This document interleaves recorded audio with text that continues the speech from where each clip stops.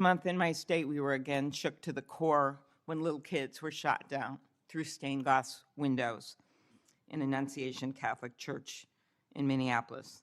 And while the victims weren't politicians in this case, they were 6-year-olds and 8-year-olds, the manifesto that the shooter left behind was political. But in the words of your own federal law enforcement, this person was an all-purpose hater.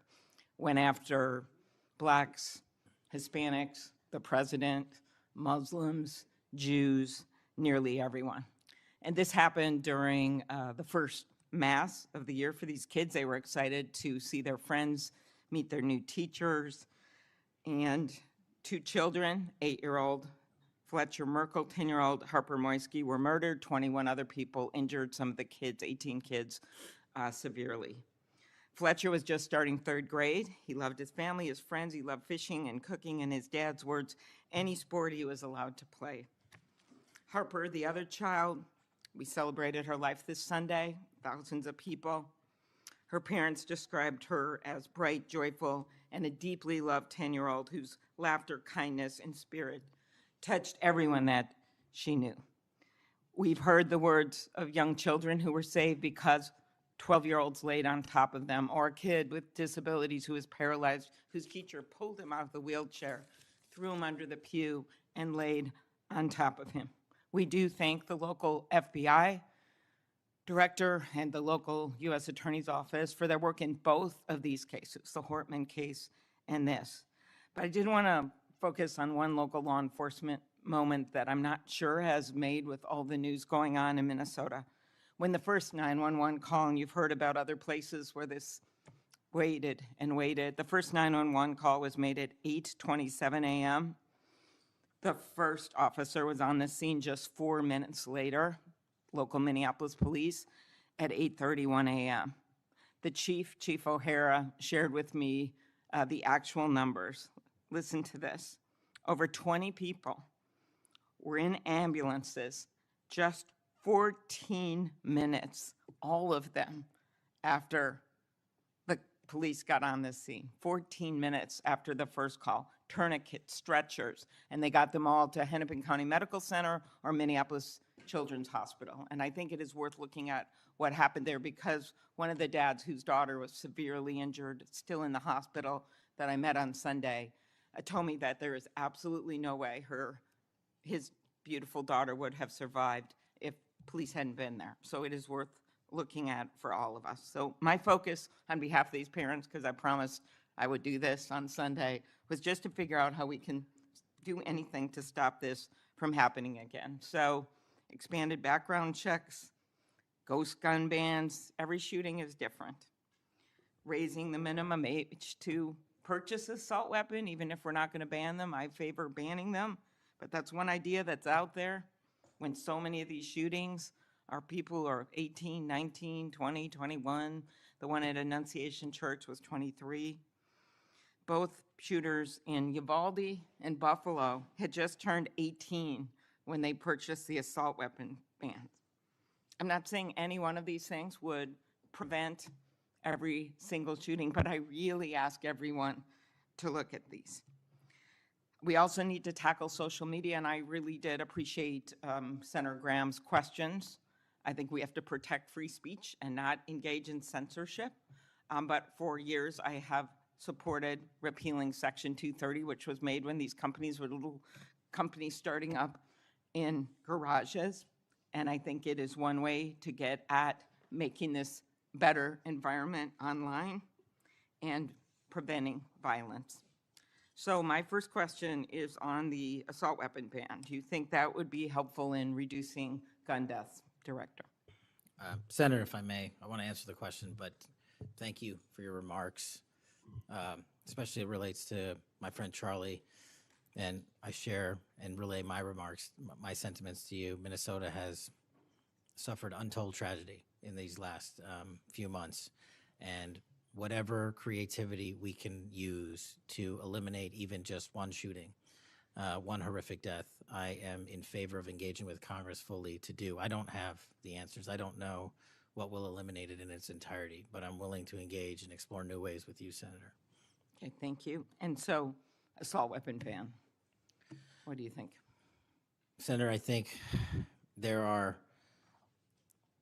instances on this legislation that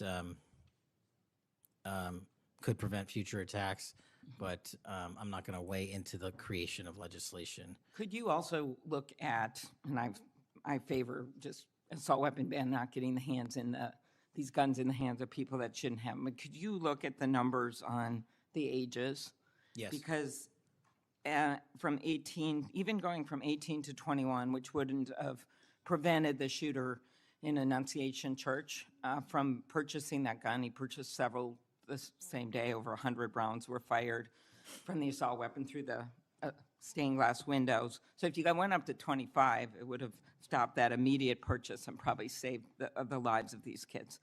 But if you go to 21, that is the same age that already applies to purchasing handguns from federally licensed dealers.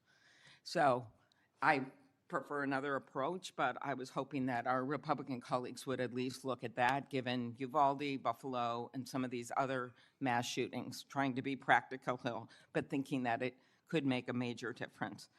Strengthening background checks, could you also look at that? And then banning ghost guns and bump stocks. What do you think of that? So, Senator, you're talking to my heart here on one of the core missions at the FBI, which is our CJIS facility in Winchester, Virginia, which is our hub for our NICS checks, our NCICs, our capabilities on when we have, I think it's 19,000 state and local community law enforcement come to us for these background checks. We're trying to make that processing as fast as we can so we can get them real-time information. I think we have a 93% clearance rate in 15 minutes as it relates to ghost guns, but we can do better. All right, well, just if you could get back to me on all those and talk to the White House.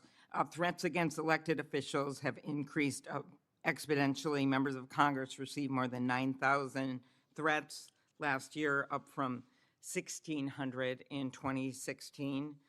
There's been a lot of talk about the rhetoric and the like. And if we want to move forward on things like Section 230, or even look if we can do anything on guns, I do think we're going to have to be honest about this all-purpose hater issue, and it has bothered me, this thing, we're going to go after this group, we're going to have to go after this group. I just want to, for the record, show that the murder of Speaker Hortman and her husband, it was Democratic lawmakers on his list. He went to the ones whose addresses he had, by the way. Planned Parenthood was on the list, as were businesses and law firms, doctors. I already mentioned the ones with the Catholic Church shooting. So it is not just as the radicals on the left, what's a quote from the president, are the problems or destructive movement of left-wing extremism that Vice President Vance said. According to the Anti-Defamation League last year, all the murders were committed. And I'm not actually going to say this because I don't even want to go left-right with this, but you can imagine it wasn't from the left. Cato Institute, conservative think tank, published a study just last week that found terrorists from the right were responsible for 6 times more deaths than people from the left. I actually don't want to go tit for tat on this, but what I am asking for is that this rhetoric of blaming one side or the other stop, if you could convey that to the president, and that we actually work on things that are solutions. So could you commit to me, Mr. Patel, Director Patel, that you will do that? Absolutely, Senator. Okay, thank you. Last, you were asked about social media, and I will put some more questions on the record about that. I think we could make major movement on that. The local FBI helped when the city of St. Paul was a victim of a cyber attack, and I'm concerned about some of the cyber attack cuts. I'll ask you that on the record. AI, I'm glad you raised that. I think we have to do more, but also including election interference because they're using AI videos. I just had one happen in this very committee on me, and I just think they're going to start using it in democracy, election. They could be foreign. Do you think some of this is foreign entities, Mr. Patel? Generally speaking, we have traced a lot of this to loose groups overseas that don't have any sort of central cluster.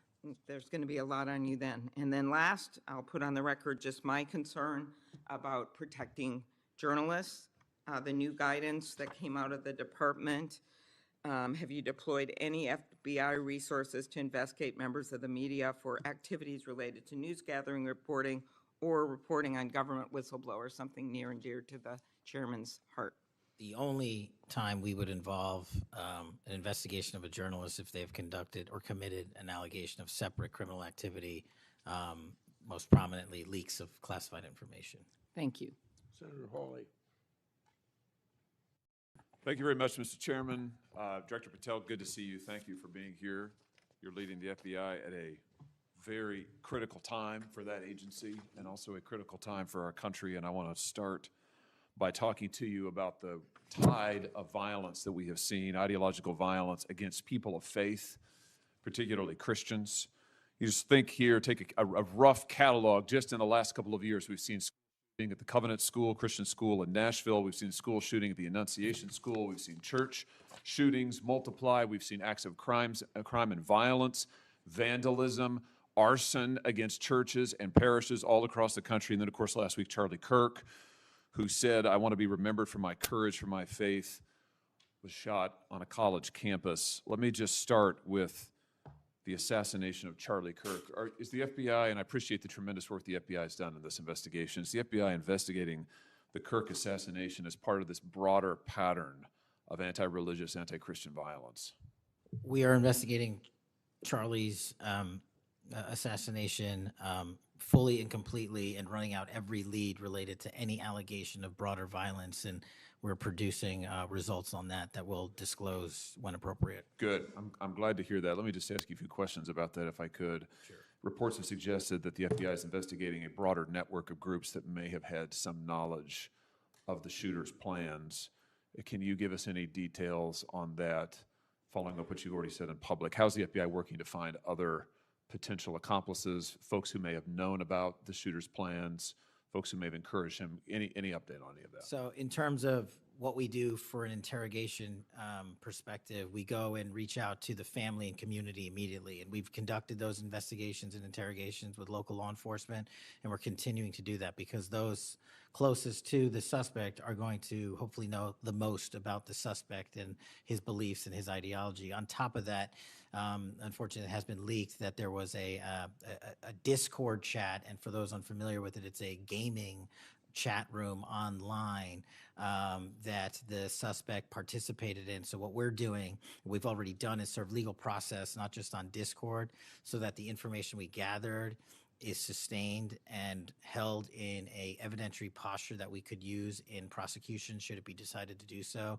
And we're also going to be investigating anyone and everyone involved in that Discord chat. Okay, very good. I see the public reports that the Discord thread had as many as 20 additional users. It sounds like you're trying to run down all of that to see if that's accurate, who else may have been on that thread, what they may have known. Is that fair to say? It's a lot more than that, and we're running them all down. It's a lot more than 20? Yes, sir.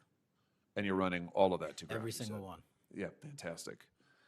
Let me just turn to the broader question here of anti-religious, anti-Christian violence. Let me just give you a few stats that I'm sure that you're all too familiar with. Every person of faith in America certainly is. Major report this past year found that there have been over 400 instances of hostility against churches in the United States in the year 2024. Those included arsons, bomb threats, shootings, and firearm incidents. Another organizational report found that there were 500 attacks on Catholic parishes alone. So that number, 415, that's all Christian churches in 2024. Another organization found 500 separate attacks on just Catholic parishes since May of 2020. Of course, we have the Covenant School shooting, the Annunciation School shooting in Minnesota, where 2 children were shot dead as they were praying in a pew. Here's my question. What is the FBI doing to take on this rising tide of violence that seems to be motivated by anti-religious hatred? Specifically, sir, we have 60 anti-Catholic hate crime incidences reported to us that are being investigated. Publicly, I can tell you we have 5 hate crime investigations with anti-Catholic bias ongoing currently in the states, in the cities of Kansas City, Louisville, Houston, Nashville, and Richmond. That's what I can say publicly, but any ideologically based attack against any faith, as a man of faith myself, will not be tolerated, and the full resources of the FBI are committed to all of it. Are you investigating any domestic cells that instigate or encourage or fund or in any way support attacks on churches or other houses of worship? Senator, you raise an incredibly important point that most people don't look at. I've always said we follow the money, and whether it's terrorism or attacks based on ideology or attacks on institutions of faith or people of faith, someone's paying for it, and we are reverse tracing those steps. We are not stopping at the perpetrator themselves. We are reverse engineering to hold those accountable in our investigations to who funded them and knowingly funded them, and we will bring the appropriate steps against them with our partners at DOJ. Good. I'm glad to hear that. We look forward to hearing reports on that progress. Yeah. Sorry about that. Let me just ask you this in the same vein, Director. Since the Dobbs decision, the FBI has advertised $25,000 rewards for information on attacks on abortion clinics. Will the FBI similarly offer rewards for information on attacks of houses of worship? Yes, when it is appropriate. The rewards are any reward, whether it's an attack on a house of faith or on a homicide or whatever, is determined by a group within the FBI, but we will work with them to make sure that rewards of monetary value are put out for all ideologically based attacks. Good. You just rattled off some statistics, which I was glad to hear, about the number of investigations you have open, the incidents you're tracking against Christians, against houses of worship. Let me just ask you if you consider designating a senior official as a liaison to houses of worship, to Christian and other religious organizations, to publish metrics on investigations and arrests related to church attacks, church threats, vandalism, arson, etc. Will you set up a system for liaising and then reporting so that everybody can see, this committee and the public can see just how many attacks we're talking about, just what the level of threat and violence is and what the FBI is doing to combat it? Senator, you're speaking my language. The private-public sector partnership on this specific issue, just like the other ones we've talked about, is equally transformative to finding those involved in these criminal activities. And with your assistance, and I would ask you if you're able to identify someone who's an expert in that area, we will work with them. We will take their information, because as great as the FBI is, we're only as good as the information we can get, and we don't have the reach that the private sector does in some of these areas. Very good. Happy to help on that. Let me ask you about something specific to the FBI, because sadly, as you know, the FBI, when it comes to anti-religious animus, has been part of the problem before you got to this agency. And I know that you remember the infamous memo generated by the FBI that attempted to recruit informants in houses of worship, in particular in Catholic parishes. Your predecessor testified when this information, I just want to reiterate, this memo became public because of a whistleblower. It was not turned over to this committee. It was not disclosed to this committee. In fact, we were told it didn't exist, and then a whistleblower published it, showing that indeed the FBI had recruited informants, attempted to, into Catholic parishes. Your predecessor then testified, sitting right where you are today, he testified that this, I'm going to quote, was a single product by a single field office, end quote. That was a lie. Because we then had additional whistleblowers come forward and say, no, actually, multiple field offices contributed to the drafting of the report. And indeed, there was a second anti-Catholic memo that the FBI generated. And indeed, those memos were distributed to over 1,000 FBI agents across the country. You know all of this. You and I talked about it when you were here for your confirmation hearing back in January. I just want to follow up and see, have you been able to determine how this memo got written and distributed? How is it that the Federal Bureau of Investigation came to be recruiting informants in Christian churches in this country? Senator, we did dig in, And we are doing our investigation simultaneously with Congress. And just to put it in perspective, we've provided 700 documents on the Richmond Catholic Memo specifically to this committee, whereas my predecessor provided 19 pages. And not only that, but we looked into how the source recruitment structure at the FBI was conducted during this time. And we made adjustments and permanent fixes to ensure that sources are not put into houses of worship unless there is an actual ongoing criminal or international terrorism threat. We will not use sources at this FBI to investigate and cull information just for the sake of culling information in houses of worship. Has anybody been fired for this? There have been terminations related to this and resignations. Good. There need to be, because if this is going to be standard at the FBI, nobody can trust the FBI. You want to talk about violating the First Amendment? This has got First Amendment violation written all over it. It's one of the most revolting chapters in the FBI's history. And considering what we're seeing more broadly in terms of the acts of violence against people of faith, this has absolutely got to end. The FBI has to lead the way. So I count on you to do that, Director. Let me just, in the minute or so that I have remaining, let me just shift gears and ask you about something else you said earlier. You said that protecting our youth is maybe the FBI's top priority. It's great to hear. Let me ask you about the role of AI chatbots in that, which you've talked about a little bit already today. Are you investigating any cases of AI-generated child sex abuse material? You issued a PSA earlier this year warning that synthetic child sex abuse material, that's where the AI generates it using maybe a real kid's image, but then generates sex material, sex abuse material. You warned that that was illegal under federal law. Is the FBI investigating any instances of this synthetic CSAM material generated by AI that you could speak to? We are investigating dozens of those matters because, let me just say this, as far as the FBI is concerned, generative AI that produces CSAM, child sexual abuse material, under our investigative authorities is treated as equally as if it were actual child sexual abuse material. There's no difference for me and the FBI on this. Let me just ask you one other thing in this vein. I'm sure you've seen the reporting that Meta's AI rules, their own internal guidelines, allowed their chatbots to have sensual, that's their word, sensual conversations with children.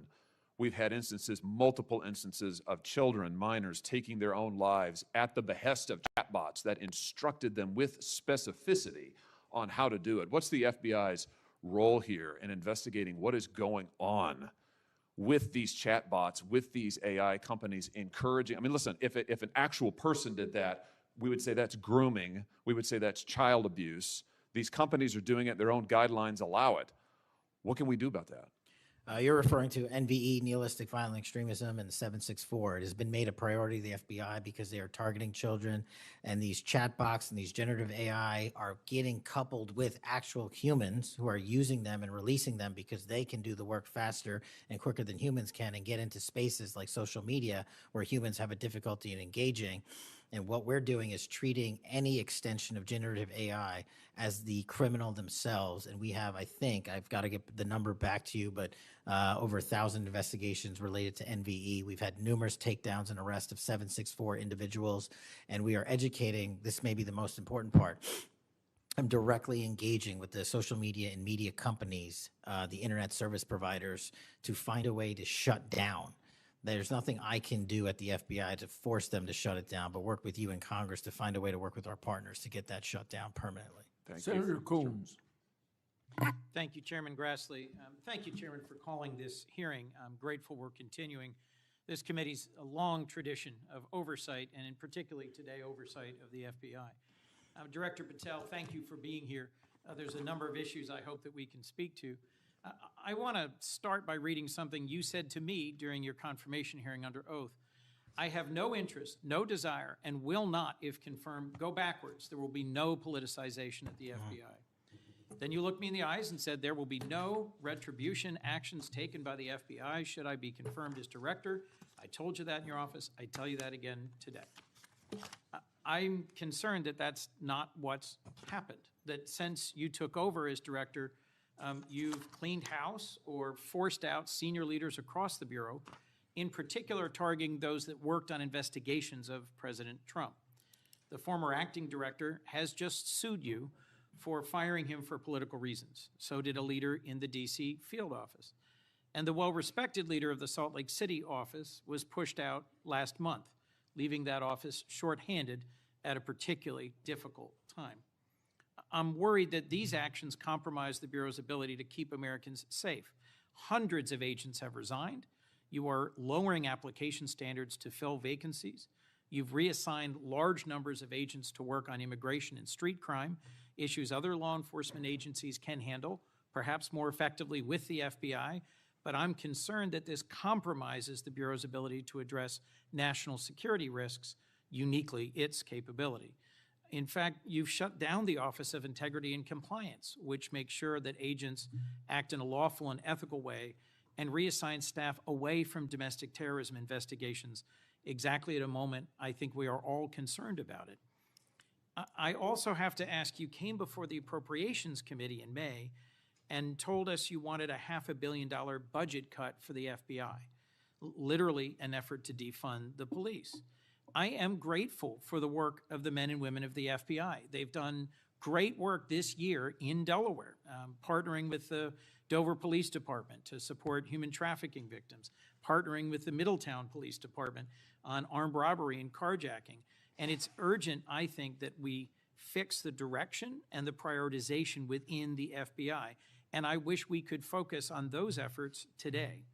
But I'm seeing an FBI leadership more focused on social media clout and on political revenge than on fighting crime. Director, have you ever ordered that an FBI employee be terminated because he or she worked on an investigation into President Trump?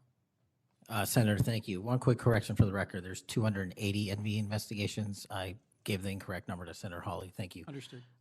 As far as a lot of your statement, I disagree with it, and I'm happy to address it. But the only way, generally speaking, an individual is terminated at the FBI is if they have violated their oath of office, violated the law, or failed to uphold the standards that we need them to have at the FBI. So those who say that they've been fired because of working on investigations into President Trump are lying or misrepresenting? Well, those matters are alleged in litigation, which is ongoing, so I can't comment on those specifically. Could you comment on why you fired former acting FBI Director Driscoll? I can't because it's ongoing litigation. Could you say now definitively under oath that the rank and file agents who were assigned to work January 6 cases will not be terminated because that's what they were assigned to do?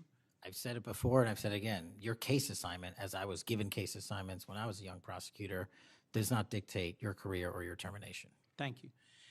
Then let me go to the appropriations question. In May, you testified before the subcommittee on which I serve, defending the president's request that we slash the FBI's budget by about $500 million. The day before, you testified the opposite in front of the House.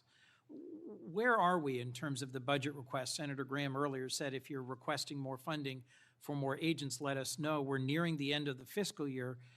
In front of the committee on which I serve here in the Senate, your request was for a reduction of hundreds of millions of dollars. Where are we? Where we are in the budget cycle is we at the FBI are in support of the president's budget, and we are in support of eliminating waste, fraud, and abuse. We've already identified tens of millions of dollars of duplicative contracts that the FBI was spending on software and private sector engagements.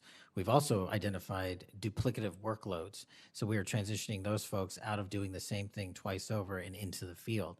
And that's my focus right now. And the move of the FBI headquarters is also going to save the FBI $3.5 billion in the American taxpayers. So we're focused on eliminating waste, fraud, and abuse. And as I told Senator Graham, I'll go back and talk to my team, and if we need more, we'll let you know.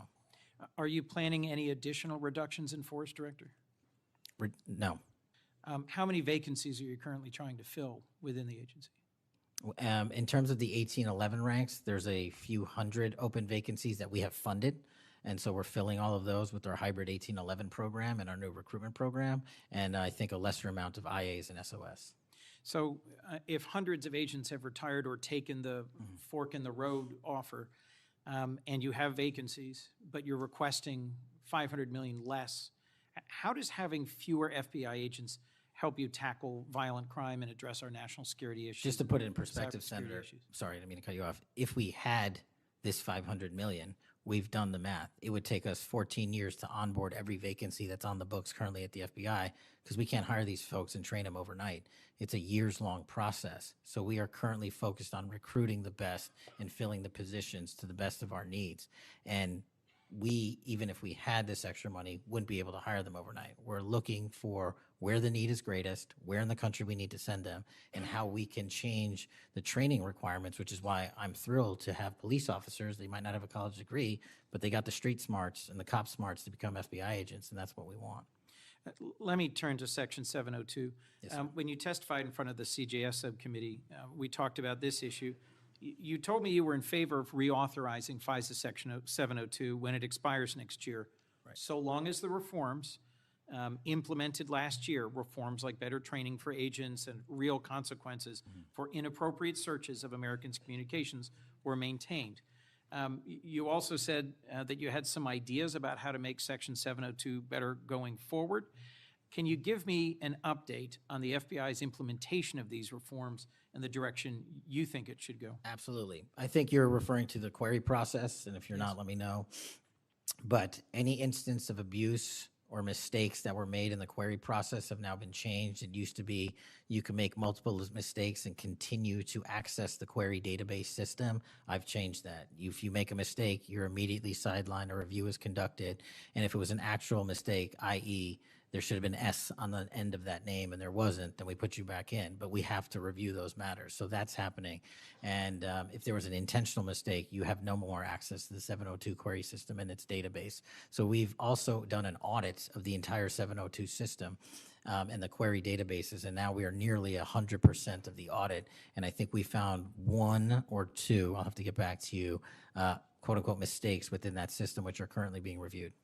Thank you. You had told me in May that you'd send me updated statistics about the Section 702 searches of Americans' data. I haven't received it. When will I get that? I'll work with my team to get that to you, Senator. And frankly, in May, when you were testifying that you were implementing these reforms, you were also closing down the Office of Internal Auditing at the FBI.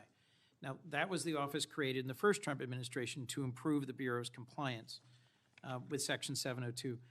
How is that working out? How can you continue to advocate for robust civil liberty protections, but shut down the office that was created to enforce those safeguards? Help me understand this. Absolutely, Senator. This is a great example of sort of duplicative work.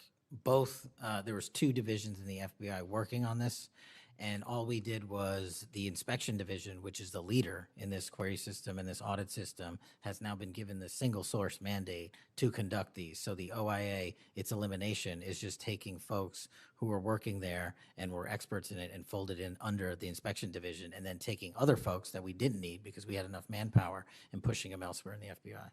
I'm concerned about the rise in threats against members of our judiciary. What are you Yes, sir. doing with the U.S. Marshal Service to help protect our federal judges and with state and local judicial systems to help provide some of the expertise of the FBI in protecting them as well? I share your concern, Senator. We have 35 open investigations, 17 against federal judges, and the remainder against state court judges and threats that they have received. And as you know, federally, there's a specific statute which prohibits that. So we are working up those cases and referring them to prosecution where we can meet the threshold for evidence. In your written testimony, you referenced how counter-UAS legislation expires and we need to resolve the conflict in jurisdiction and authority. I agree, this is an urgent concern. I have heard from state and local law enforcement about it, from the folks responsible for major events, whether it's sports or concerts or public events. Given the tragic increase in political violence, I'm very concerned about the misuse of drones and the potential of there being a catastrophic event. What could we do to address this challenge? Well, obviously, reauthorizing the capabilities that we have under the counter-UAS program. But just to highlight what the FBI is specifically doing, we've been given the mandate to work with DHS to secure not just the Club World Cup that we had, by the way, which occurred in 32 matches across the country without any significant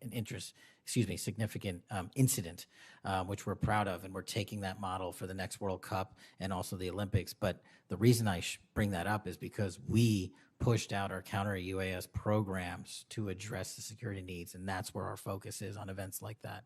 Mr. Senator Director, Kennedy. thank you for your testimony. I look forward to working on actually solving criminal problems and reducing the extent to which what we're going back and forth about is more political and partisan point scoring and more actually solving crimes for the American people. Yes, sir. Senator Kennedy.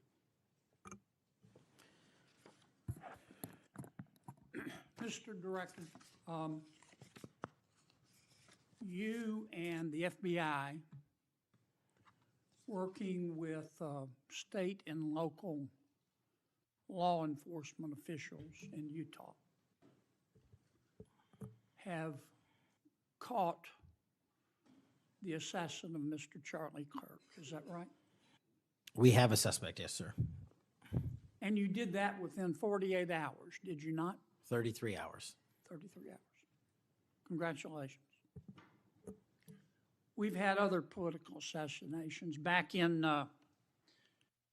June, an assassinated Representative Melissa Hoffman, Mr. Hoffman, Senator John Hoffman, and Mrs. Hoffman in Minnesota. You and the FBI and Minnesota state and local law enforcement officials caught the assassin within 48 hours, did you not? I believe that timeline's correct, Senator. Congratulations. Sometimes we miss the forest for the trees. Good work.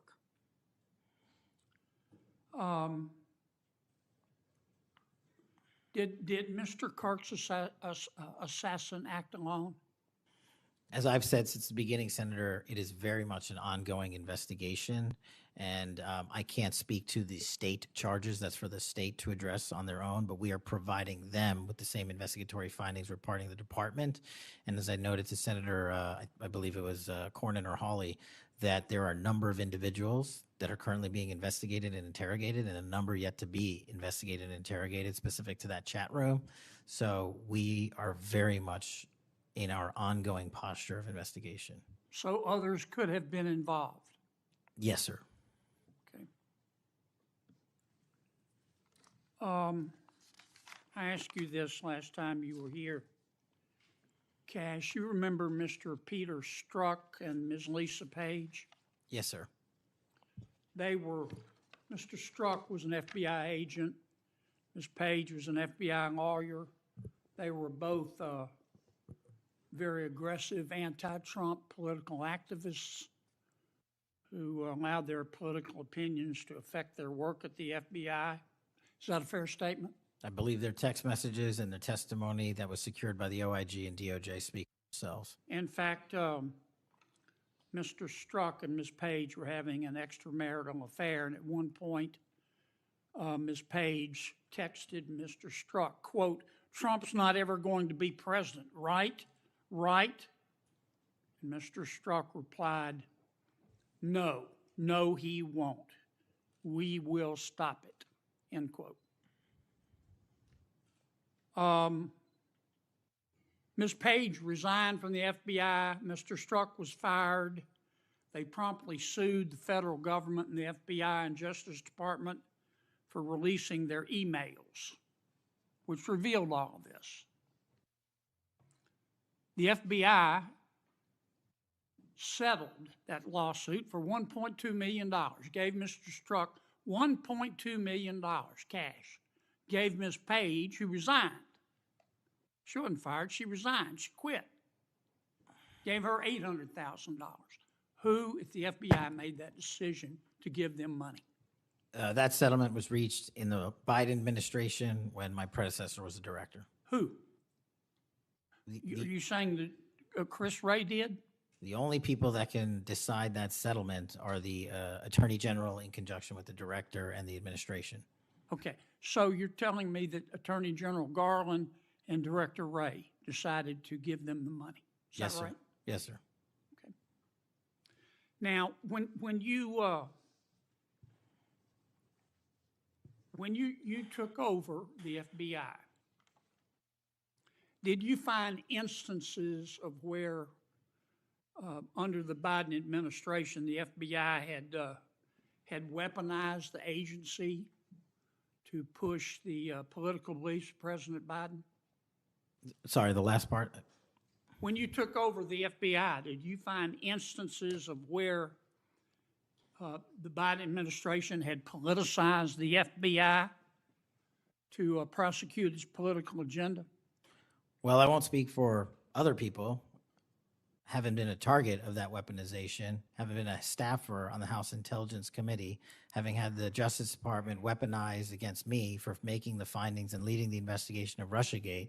I know what that feels like, and that's why as the FBI director, I'm committed to not ever have that ever happen again, but I'm also committed to fully investigating what was done, and that matter is still ongoing. So I assume, I take it your answer is yes. Yes, sir. And you're firing those people, is that right? Anyone that politicizes their job at the FBI will not work at the FBI. Okay. You've heard some of my colleagues either implicitly or otherwise suggest that you have politicized the FBI to prosecute the political beliefs of President Trump. Is that true? I don't know how that can be true when the stats that I cited, to include the 23,000 arrests, 6,000 weapons seized, 1,600 gang and criminal enterprise organizations, 4,700 children found and rescued, more enough fentanyl seized to kill a third of America. The men and women of the FBI are now on an apolitical mission, and this is why the numbers are historic in 7 Have you months. fired people because they voted for Vice President Harris? I don't ask people who they vote for, and neither does the FBI. Okay. But you've given people polygraphs, have you not? Many people in the FBI take polys. The FBI does that all the time. Yes, sir. Does it not? Yes, For sir. a long time, is that correct? Decades. All right. I want to ask you about the Epstein files. Have you seen the Epstein files? I have not reviewed the entirety of it myself, but a good amount.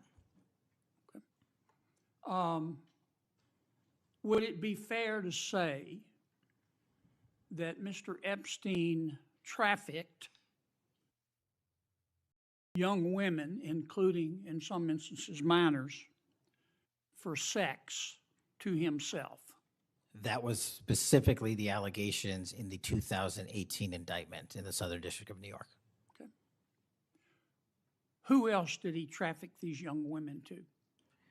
In terms of what the investigation, again, going back to 2008, Mr. Acosta, who limited the investigation and limited the search warrants and limited the parameters of the investigation, the only thing we are able to speak to publicly, because he was given a non-prosecution agreement by Mr. Acosta, is that first time period from, I believe, don't quote me on this, 97 to 2001-ish.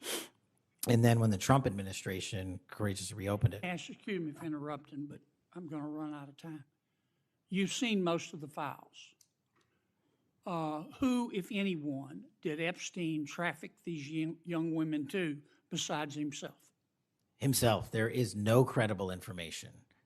None. If there were, I would bring the case yesterday that he trafficked to other individuals. And the information we have, again, is limited. So the answer is no one For the information that we have in the files? in the case file. Okay. Now, President Trump has deferred to the FBI and the Department of Justice with respect to the Epstein records. He says it is your call about releasing them. And I understand that the department and the agency have decided to release them in cooperation with the House committee. Is that correct? Yes, sir. So you're releasing them a little bit at a time. Is that correct? We're releasing as much as we can, but we are limited by 3 different court orders, and the department went back to each of those judges to waive those court orders or have them lifted, and each of those judges declined. Will you release all of them, or at least as many as you can? We will release everything we are legally permitted to do so. We are continuing to work with the House on the subpoena request. We have substantially complied with it, but we will continue to release whatever we are legally permitted to do so. Okay. I strongly encourage you to do that. Cash, this issue's not going to go away. And I think the central question for the American people is this. They know that Epstein trafficked young women for sex to himself. They want to know who, if anyone else, he trafficked these young women to. And that's a very fair question. I want to know that answer. And I think you're going to have to do more to satisfy the American people's understandable curiosity in that regard. Mr. Chairman, may I just respond to that? I agree, Senator. And what we have done, and just to remind folks, the Epstein case files existed in the two prior administrations, in the Obama administration and the Biden administration, and they didn't release anything. And there was President Trump in the first administration that renewed charges against Mr. Epstein. And I know it's a little complicated to understand, but what exists in the Epstein case files was a direct result of the limited search warrants from 2006 and 7, which hamstrung future investigations because of the non-prosecution agreement. And multiple administrations had the opportunity to look at the entirety of that case file and recommend prosecutions against anyone that was trafficked under Mr. Epstein and anyone that participated in that trafficking. And the only person to bring charges was the prior administration against Mr. Epstein. Now, I am not saying that others were not trafficked and others were not involved. What I am telling you is that based on the information we have, and we have continuously and publicly asked for the public to come forward with more information. If there is, we'll look at it. But based on credible information, we have released all credible information, and the information that the Department of Justice and the FBI never releases is information on investigations that are not credible. And we don't release the names of victims who weren't credible, but in the same time, we don't release the names of victims who were credible. And so the information, that's by law. And so the information we are releasing now is historic, and it is also to the maximum capacity that the law allows. And I know that's not going to satisfy many, many, many people. But if they wanted it done right, then the investigation from its origination should have been done right, and he should not have been given a get-out-of-jail-free card to do jail on the weekends for 12 hours a day, and he should have been investigated fully for the entirety of his crime and criminal enterprise, not just from 1997 to 2001. Senator Blumenthal. Thank Thanks, you, Mr. Mr. Patel. Thank you, Mr. Chairman. Director Patel, thank you for being here today. You'll recall well in January at your confirmation hearing before this committee, I raised the prospect of politically motivated retaliation, and you promised me, as you did other members of this committee, quote, every FBI employee will be held to the absolute same standard and no one will be terminated for case assignments. You went on to tell me, quote, all FBI employees will be protected against political retribution. And you assured one of my colleagues that you would honor the internal review process of the FBI. I'm not going to mince words. You lied to us. In the short time that you've been FBI director, you've presided over a rash of retaliatory firings. 3 FBI agents have recently sued you. They are FBI agents with 60 years between them of distinguished service, rescuing hostages, saving kids from predators, dismantling drug cartels, and their allegations, their civil allegations, are a searing indictment of your tenure as FBI director. But it's not just those 3. The FBI Agents Association has said that your actions, quote, distract agents from their work, foster fear that their assignments could cost them their careers, either now or under the next administration, and increase the risk of criminal and national security threats by undermining unity and morale within the Bureau, end quote. This association, as you know, is voluntary. It represents 14,000 members, 90% of all the active agents. These are your employees saying that your performance has been unqualified and unfit. And there is mounting evidence that these retaliatory firings were the result of direction from the White House. There have been instances in the past history of the Bureau of political interference and political direction from the director's office, but not the kind of institutional interference that we're seeing from the White House right now. I'm going to ask you, has anyone from the White House contacted you about personnel decisions? I completely disagree with your entire premise that I have lied or am misleading the FBI. If I were, the results that I announced today by the men and women of the FBI and the historic records we are doing to keep this country safe would not be possible. The men and women of the FBI are responding to our leadership and this administration's priorities. The only way people get terminated at the FBI is if they fail to meet the muster of the job and their duties, and that is where I will leave it. And you accusing me of lying is something I don't take lightly, but I'm not going to get into a tit for tat with you. Well, let me just ask you to answer my question. Has anyone from the White House contacted you about personnel decisions? Generally speaking, we always discuss with the White House, OMB, during the budget process, how many personnel we need, who we need where. Answer is yes. For Have budgetary you been purposes directed and to real fire people, agents, because they participated in investigations of the president? I don't receive directions to do that.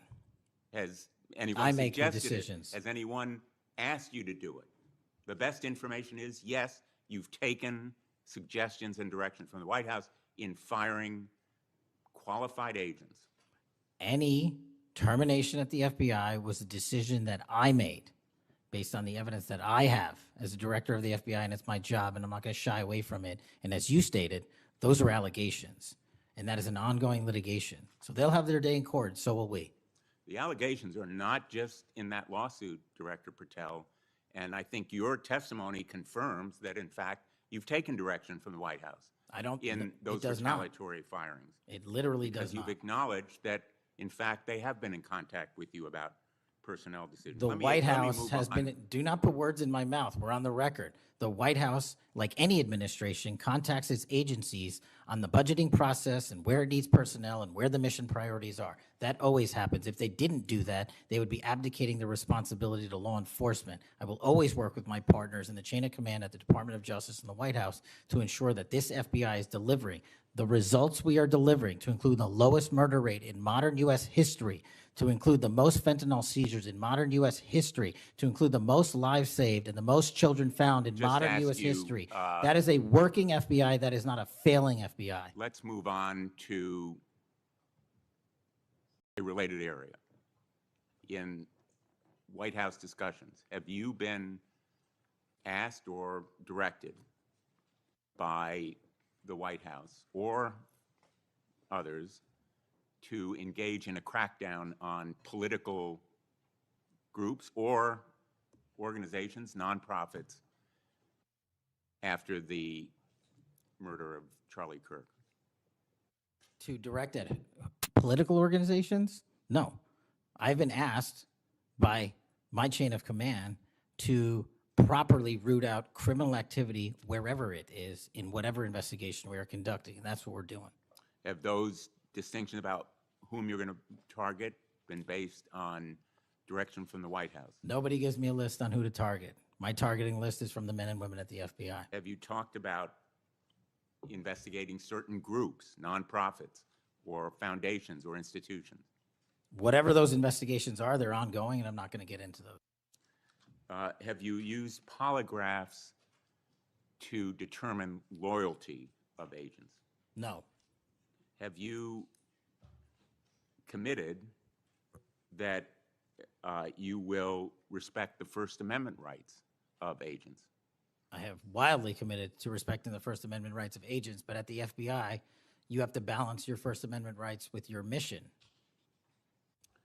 Have you imposed any sort of loyalty test in the course of using polygraphs or in any of the other personnel decisions? Polygraphs have been utilized at the FBI for decades. They will continue to be utilized in the fashion by the professionals that administer them.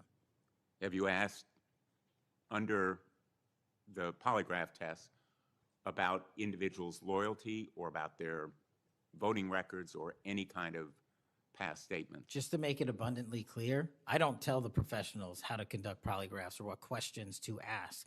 They make those decisions. And I, as the director of the FBI, never ask anyone who they voted for. Have you investigated donors to a political party simply because they are donors? Simply based on that fact alone, no. Have you investigated donors for another reason? Many donors may be involved in criminal enterprises and criminal activities, and those individuals will be investigated. Can you commit to make public the Epstein files that so far have not been released if this committee is able to review them on a classified basis? I think this is an important distinction. The Epstein case file is not classified, to my understanding. So we are providing what we legally can, and we are going to give Congress what we are legally permitted to do so to the maximum extent of the law. Will you enable the chairman and the ranking member to review them on a classified basis? That doesn't make any sense. If the material in the Epstein file is not classified, there is no basis for a Well, it would classified review. protect the confidentiality of them if they were able to review them on a classified basis. If anyone in this room can get the multiple district court judges to lift their court protective orders in the ceilings, we will happily provide you with more information. Are you in favor of merging the DEA and the ATF? That's not something for me to comment on. Well, those agencies work with you, don't they? With me, not for me. Are you in favor of orienting the FBI toward a national police function as opposed to the enforcement of federal law? The FBI does enforce federal law across the country. That's what we do. But isn't it a fact that you have told the leadership of the FBI that you view it as moving toward a local and state police function? No, we are prioritizing working with our local and state partners, and they will tell you that that has never happened with this much engagement in the history that they have been serving as local law enforcement officers. I believe local cops are the best intelligence source and the best understanding of their communities, and I folded in my FBI agents under that direction to work with them to get the job done. Thank you, Mr. Chairman. For the fourth time today, I want to remind people that my oversight has made clear that Director Ray's FBI was politicized. I've released a trove of records to prove it, not only today, but in past days. I've also said some FBI personnel who have been fired, retaliated against my whistleblowers, and I don't remember my Democratic colleagues defending my whistleblowers when their careers were ruined. Senator Schmidt. Thank you, Mr. Chairman. Before I get into the thrust of my comments and questions, Director, I want to thank you. In our meetings prior to your confirmation, during your confirmation, we talked about your desire to get more agents out into the field, out of Washington, and take on violent crime. And you fulfilled that. St. Louis received the largest permanent per capita infusion of FBI agents anywhere in the country. And I know it's not only an isolated event, but we certainly appreciate your honoring your commitment to do that. And I know there's a lot of great opportunities ahead to take on violent crime, which you've highlighted many of the successes in your introductory comments. It's obviously no secret that this hearing takes place in the wake of a horrific American tragedy, the assassination of Charlie Kirk. For those of us who knew him, I know you did too. It's still sort of difficult to put into words what a tragic loss that is, not just for his family, but for our country, for free speech, for a belief that we can have a free exchange of ideas. And he was quite literally shot in the throat in an attempt to silence him and take his life. And so you have this task now of this investigation. There's been an arrest. But I think that we face an even larger crisis that law enforcement alone can't tackle alone. It's a crisis that is culminated in the assassination of Charlie. But it doesn't end there. It's I think every bit present right now, and the challenge is greater than quite frankly, I would have imagined. Seeing some of the comments that have taken place after the assassination, and something that I think as a country we have to reckon with. And it's something deeper, much deeper than a rejection of law and order or the norms of civil society. We've entered a very dangerous time, I think, in our country. And that should be clear to everyone. Political violence is a sign of a deep and corrosive sickness in any society. But in America today, the problem is just not political violence in the abstract. It is the specific kind of political violence which is overwhelmingly driven by a specific set of actors and groups. None of this emerged out of thin air. Over the past week, leaders from across the political spectrum have come out and forcefully condemned Charlie's murder and political violence more broadly. For that, we're all very grateful. We should be grateful. There have been calls to unite and come together in the wake of Charlie's murder, and I want to do that. I do. Someday I pray that we can be united as a country again and go forward together as a one people and under one flag, but we are not united. Upstream from the dehumanization and demonizing political violence and rhetoric tearing apart our country is a divide on how we view America and Americans. Is America good? Is America evil? Is there something inherently special about Western civilization, or is this 2,000-year project rotten to the core? And if it is something worth fighting for, which I believe, how do we do it? With words and ideas like Charlie did, or with firebombs and assassins' bullets? Political violence is always wrong, period, full stop. It doesn't matter which side, in the name of any ideology or cause, it's wrong. But in America today, political violence is not a problem that falls equally upon both sides. We have to be honest about this. We must reject an attempt to paint it as some kind of random phenomenon with no particular creed or ideology, a kind of spontaneous insanity which takes place outside of any broader social context and has no pattern at all. That's wrong. So free speech, yes. Political violence, no. But we have to be honest about what's happening. Already, we're hearing people talk about Charlie's assassination in those terms. We're told that we can't possibly know what drove a killer to plan and carry out a murder of the most prominent conservative activist in America. But that's a lie. We do know. The facts are plain and clear, and we have to speak truth in this moment, or there's no other side of the mountain. The vast majority of Americans are against political violence, but there is a vocal, active minority that encourages and celebrates it, and that minority is overwhelmingly on the left. Just last week, a YouGov poll found that a full 25% of those people who describe themselves as very liberal say it can be justified for citizens to use violence to achieve political goals. Less than 3% of very conservative Americans say the same. That's too many. That is 3% too many. But we are lying if we think that this is a both sides thing. It's not. We have to confront it. And you're going to have an important job of rooting out these terrorists. This is an ideology that runs very deep. The numbers are virtually identical to the ones I just noted when it comes to whether or not it's okay to celebrate the deaths of people whom we disagree with.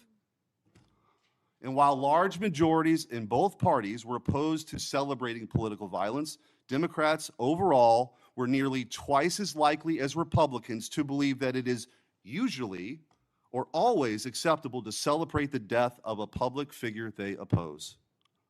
What in the hell is going on?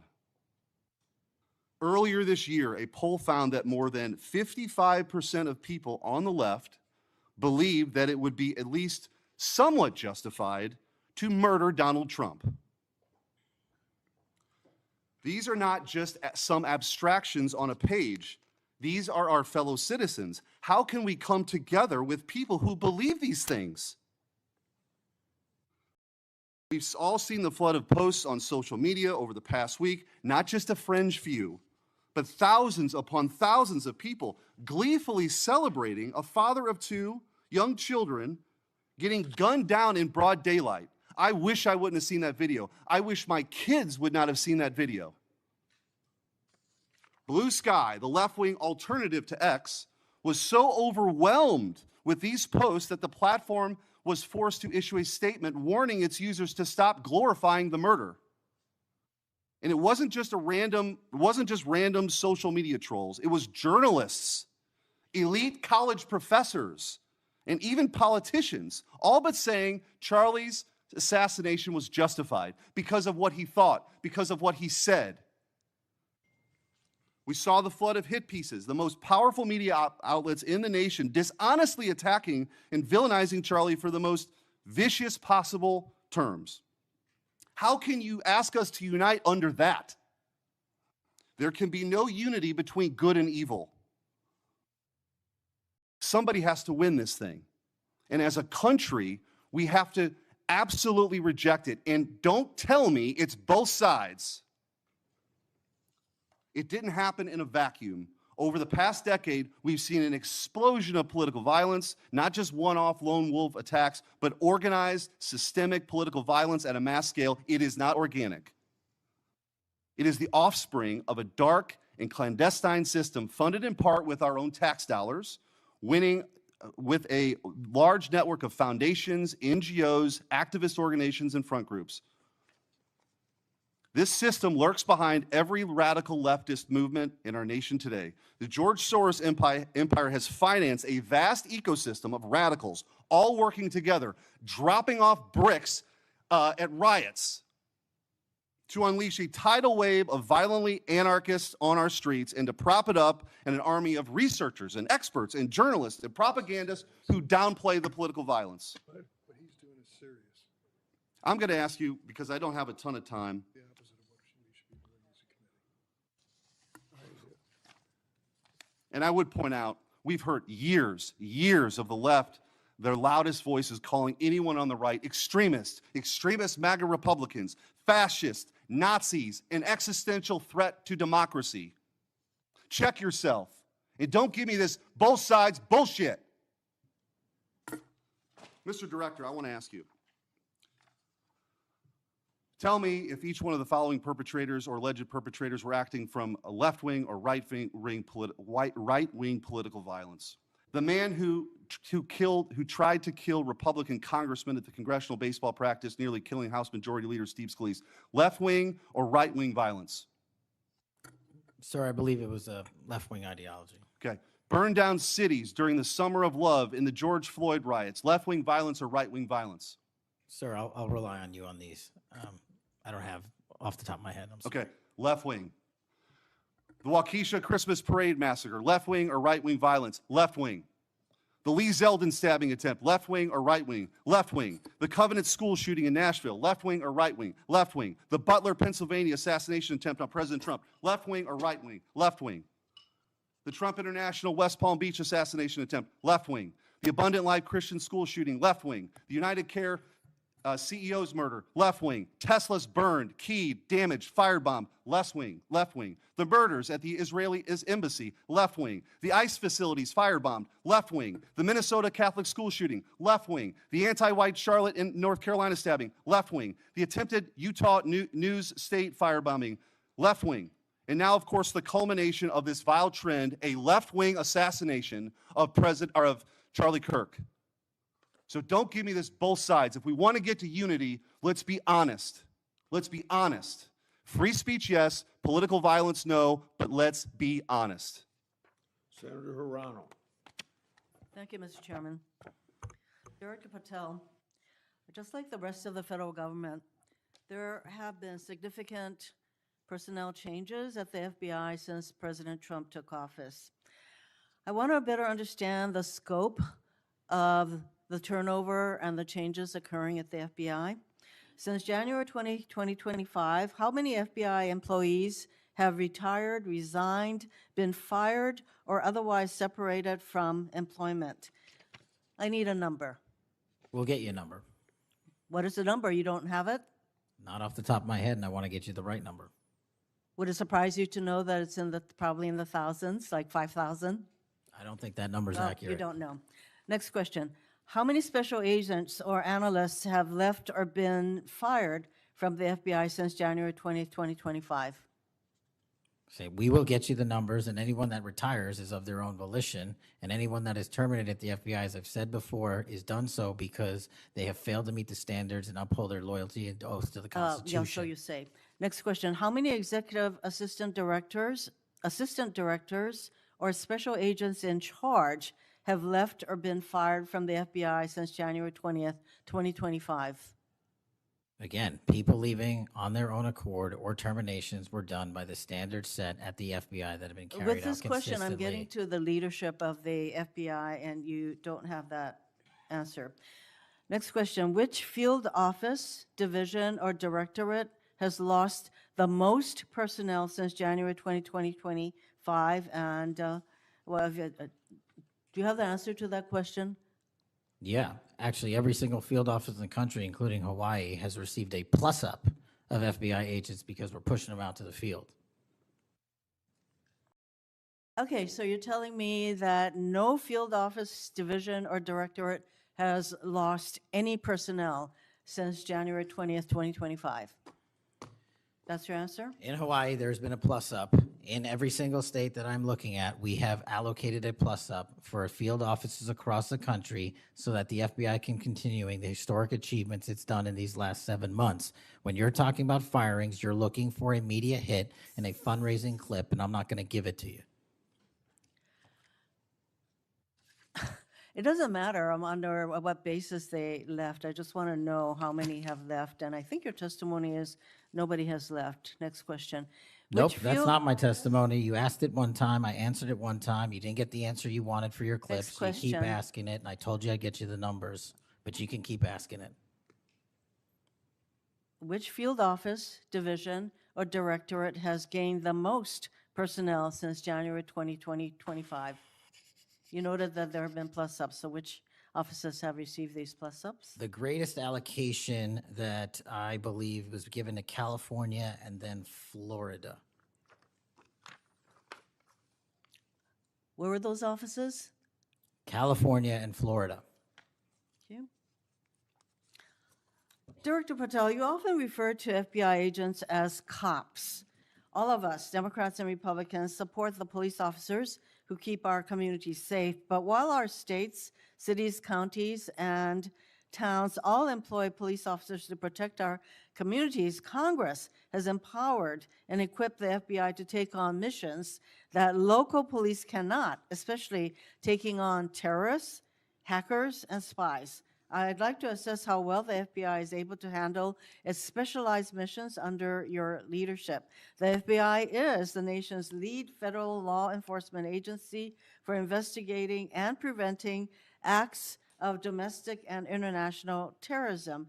And yet the executive assistant directors in charge of the FBI's national security and intelligence branches were both forced out at the beginning of the year. Who replaced them in those positions? Excellent qualified personnel to lead the mission of arresting 23,000 violent criminals this year alone. That's twice as many as before. Who took the places of I'm not going to give you any names so you can attack them. Why not? So you can attack them. I'm not doing that. The You're not people gonna sitting give in me the those seats names are of- extremely qualified to handle the job. You're We not would gonna not give have me the the names results. of We would- personnel who We would should not be have the on your reduction website. of Fine, violence in the moving state on. of Hawaii if we did not allocate the Earlier resources we this did. year, FBI counterterrorist special agents and investigators were reassigned to assist with immigration enforcement. Reportedly, these counterterrorism experts were returned to the jobs they trained for in late January after Iran threatened to retaliate for our strikes on their nuclear facilities. Have those experts remained in the jobs they trained for since that time? Yes or no? FBI agents' primary responsibility is exactly what they are assigned to do. We always work with our So since they interagency return part. to their positions, If you're not are going to they let still me in answer, those why don't you positions? just do your soliloquy in the 4.5 minutes you have I left? am not asking for a soliloquy. It's just a yes or no. Are those people who are returned to their jobs still on those jobs? Yes or no? They never left. What was that? They never left their primary job. It is a surge of resources in law enforcement working with the interagency to combat violent crime and reduce They were violent never, crime in okay, they were never historic reassigned to do immigration. proportions. That's your testimony. Okay, Director Patel, the FBI is also the lead federal agency for investigating cyber attacks and Yes. cyber intrusions, both by foreign nation states and by non-state hacker groups. Since President Trump's inauguration, the executive assistant director in charge of the criminal and cyber branch and the head of the FBI's cyber division have both left the FBI. What are the names of the people who replace them in those positions? The cyber branch is one of the most impressive at the FBI. 409 arrests this year, 169 convictions. That's a 42% increase from the same time last year. It's that So branch, any Mr. suggestion that Patel. the FBI cyber division is not operating at full capacity and better than ever before, the leadership at the branch is implementing these changes necessary to attack the cyber and ransomware infrastructure operators You for know Iran, why China, they're and important? Russia. I want to know who has those positions, since the people who originally were there, Supremely are no longer qualified there. individuals have those are positions. they? Supremely qualified Who individuals. are they? What are the names? You're not You getting don't them. know. Special agents who investigate cybercrime were also reassigned for immigration enforcement. Have those expert investigators returned to their duties? Yes or no? All agents remained on their primary duties while surging to allocate resources for interagency operations to the Homeland Security task forces across this country. So are you, Am I what? see, I'm not getting the yes or no answers. I get all this explanation, so there you go. No, you get the work that Are the men you and women of the planning FBI are doing. And you Any don't want that. additional personnel cuts to the cyber division in the future? The only people that will be terminated at the FBI will be those that violate their oath of office or fail to meet the high standards at the FBI. Director Patel, the FBI is meant to be the tip of the spear in combating terrorism against the United States from both foreign and domestic sources. It's also our lead agency in fighting the hackers who target our businesses and critical infrastructure. But instead of a specialized role fighting these kinds of terrorists, hackers, and spies, you have the FBI playing the role of local police and helping with immigration enforcement. I'm going to move on to my, you've been asked some questions about changes to your hiring standard, and including college degrees and possibly the age. But, one question I had is,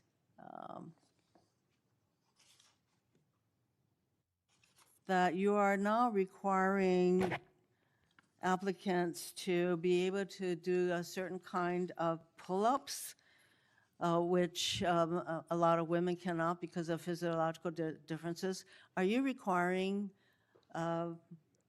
these kinds of pull-ups?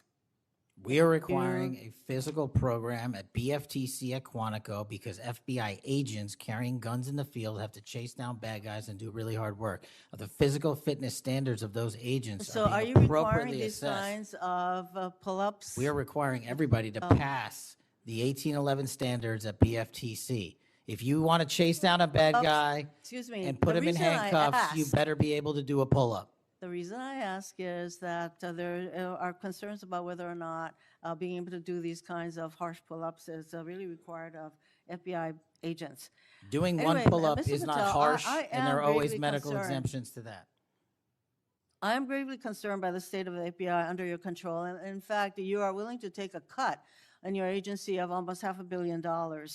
So the FBI is losing dedicated employees, decades of expertise and specialization, leading to loss to early retirements, firings, and reassignments to immigration enforcement or conducting local police work. Thousands have already left. For as long as you remain as the head of the FBI, I fear the number of departures and summary firings will continue to grow. Mr. Patel, before the vote on your nomination of this committee, I noted that your most significant qualification, this is not just something that I noted, but others, your most significant Especially gets this place going. qualification was your 100% loyalty to President Trump. And I fear that that continues to be the motivating factor in your position as FBI Director. Thank you, Mr. Chairman. Mayor, Mr. Chairman. Director Patel, did you have Yes. anything you wanted to say now? before- That is an entire falsehood.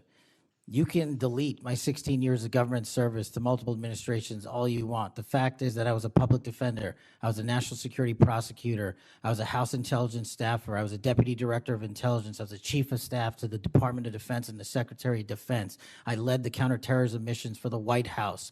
Those are just some of the jobs I held in my 16-year career. There was no loyalty then. There's no loyalty now to anything but the Constitution. Senator Brett. Yes. Well, before I begin, I want to thank Senator Hirono for what she said, acknowledging that there are physical differences between men and women.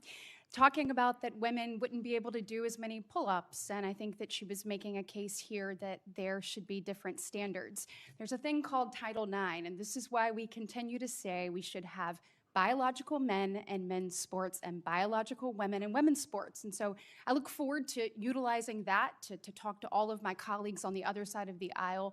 Maybe they will stand with us in helping us protect women's sports. I think she made a great argument there for it. Moving on to today, Director Patel, thank you for being here. Thank you for your commitment to making sure that America is safe again. Thank you for doing that coast to coast and within our cities. I certainly look forward to talking about that and talking about your historic gains in these areas. But I would be remiss if I didn't begin my questioning with you about the horrific events that we have seen over the last week. Obviously, our heart breaks. Not only for Erica and Charlie's two children and for parents and families, but for America and for those of us who knew him, you being chief among those. So just my sincere condolences and thank you for the steps that you and the FBI have taken to make sure that we have someone within custody, and we're going to be able to move forward with that. But if you look over the last, since last summer alone, we had 2 assassination attempts on the president. We've had an arson attack on the governor Shapiro there in Pennsylvania. You have the murder of the state representatives, Melissa Hortman and her husband in Minnesota, along with the shooting of State Senator John Hoffman and his wife. Several anti-Semitic attacks, several attacks on Christians that were noted by Senator Hawley. We had the killing of 2 Israeli embassy staffers here in D.C., the June firebombing in Colorado. We could go on, and we saw a culmination, as Senator Schmidt said, with the brutal assassination of Charlie Kirk last week. I appreciate you committing to both Senator Hawley and Senator Kennedy, talking about making sure that all that are involved are held accountable. I think that is critically important, and I think that America needs that transparency. I want to read you some words of Vice President J.D. Vance. He said, "If we want to stop political violence like what happened to Charlie Kirk, we have to be honest about the people who are celebrating it and the people who are financing it." My question to you is, in light of Charlie's murder and all of the things that we have just referenced and have been talking about today, what steps is the FBI taking to more aggressively crack down on those who promote, encourage, finance, fund these types of engagements and this type of political violence? Thank you, Senator, for your kind words. So in terms of how we crack down on the root cause of this violence, for now putting aside the ideological motivations and how they got there, the monetary issue is a real issue. And as I've said before, we follow the money. So we work with our partners at the Treasury Department to trace where the money came from, how these individuals paid for the training they received or the platforms they were using, and also how these individuals collectively got together in whatever groups they were on whatever social media sites they were on, to utilize clickbait to make money Bingo. For their ideology. And so to trace all of those, we are using, not just in Charlie's investigation, but others, lawful process and serving 2703D orders on any entity that is related in any way financially to any of these criminal acts of violence. And we are going to hold them accountable with our partners at the Department of Justice. Excellent. I would love to stay abreast of that, and just, we must get to the bottom of it. We must follow the money. Someone is funding this discourse. Do you believe, obviously there are people here, unfortunately American citizens, that may be engaged in that, but do you also believe that some of this may be coming from overseas? Yes. Okay, let's get to the bottom of it, and let's make it stop. Yes, ma'am. I want to ask you about the Dobbs decision. So we know that it was leaked in May of 22, and then we had the Marshal Service say we found nothing in January of 23. I find that absolutely mind-boggling, that we can't figure out who leaked that opinion. We know it was done in attempts to undermine the process, and then the intimidation of the justices occurred after that.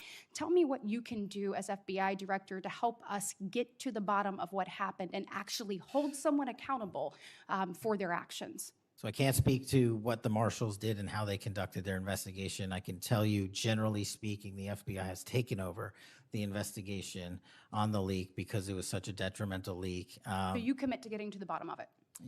We are utilizing the full resources of the FBI as we usually do on leak investigations, and we will make sure our results are public at the appropriate time. We need answers. I want to talk about President John Kennedy, Senator Robert Kennedy, and Dr. Martin Luther King. We are going through a similar period of division and political violence. All of us in public life, on both sides of the aisle, have a responsibility to bring down the temperature and to work to unite the American people. Let's be clear, Republicans are not Nazis and Democrats are not evil, as Mr. Patel has claimed. Democrats are not responsible for the murder of Charlie Kirk, and Republicans were not responsible for the murder of Melissa Hardman. Our political opponents are not our enemies. We are all Americans, and we should be working together to keep the American people safe and protect their constitutional rights. Thank you, Mr. Chairman. Would you please stand so I could swear? Do you affirm that the testimony you're about to give before this committee will be the truth, the whole truth, and nothing but the truth? So help you God. Please be seated, and you can give your statement now. Thank you. Good morning, Mr. Chairman, Ranking Member Durbin, and members of the committee. It's an honor to be here with you today as the 9th Director of the FBI. I want to providing a briefing into the tragic assassination of Charlie Kirk. It's important that this FBI is transparent as possible without jeopardizing investigations.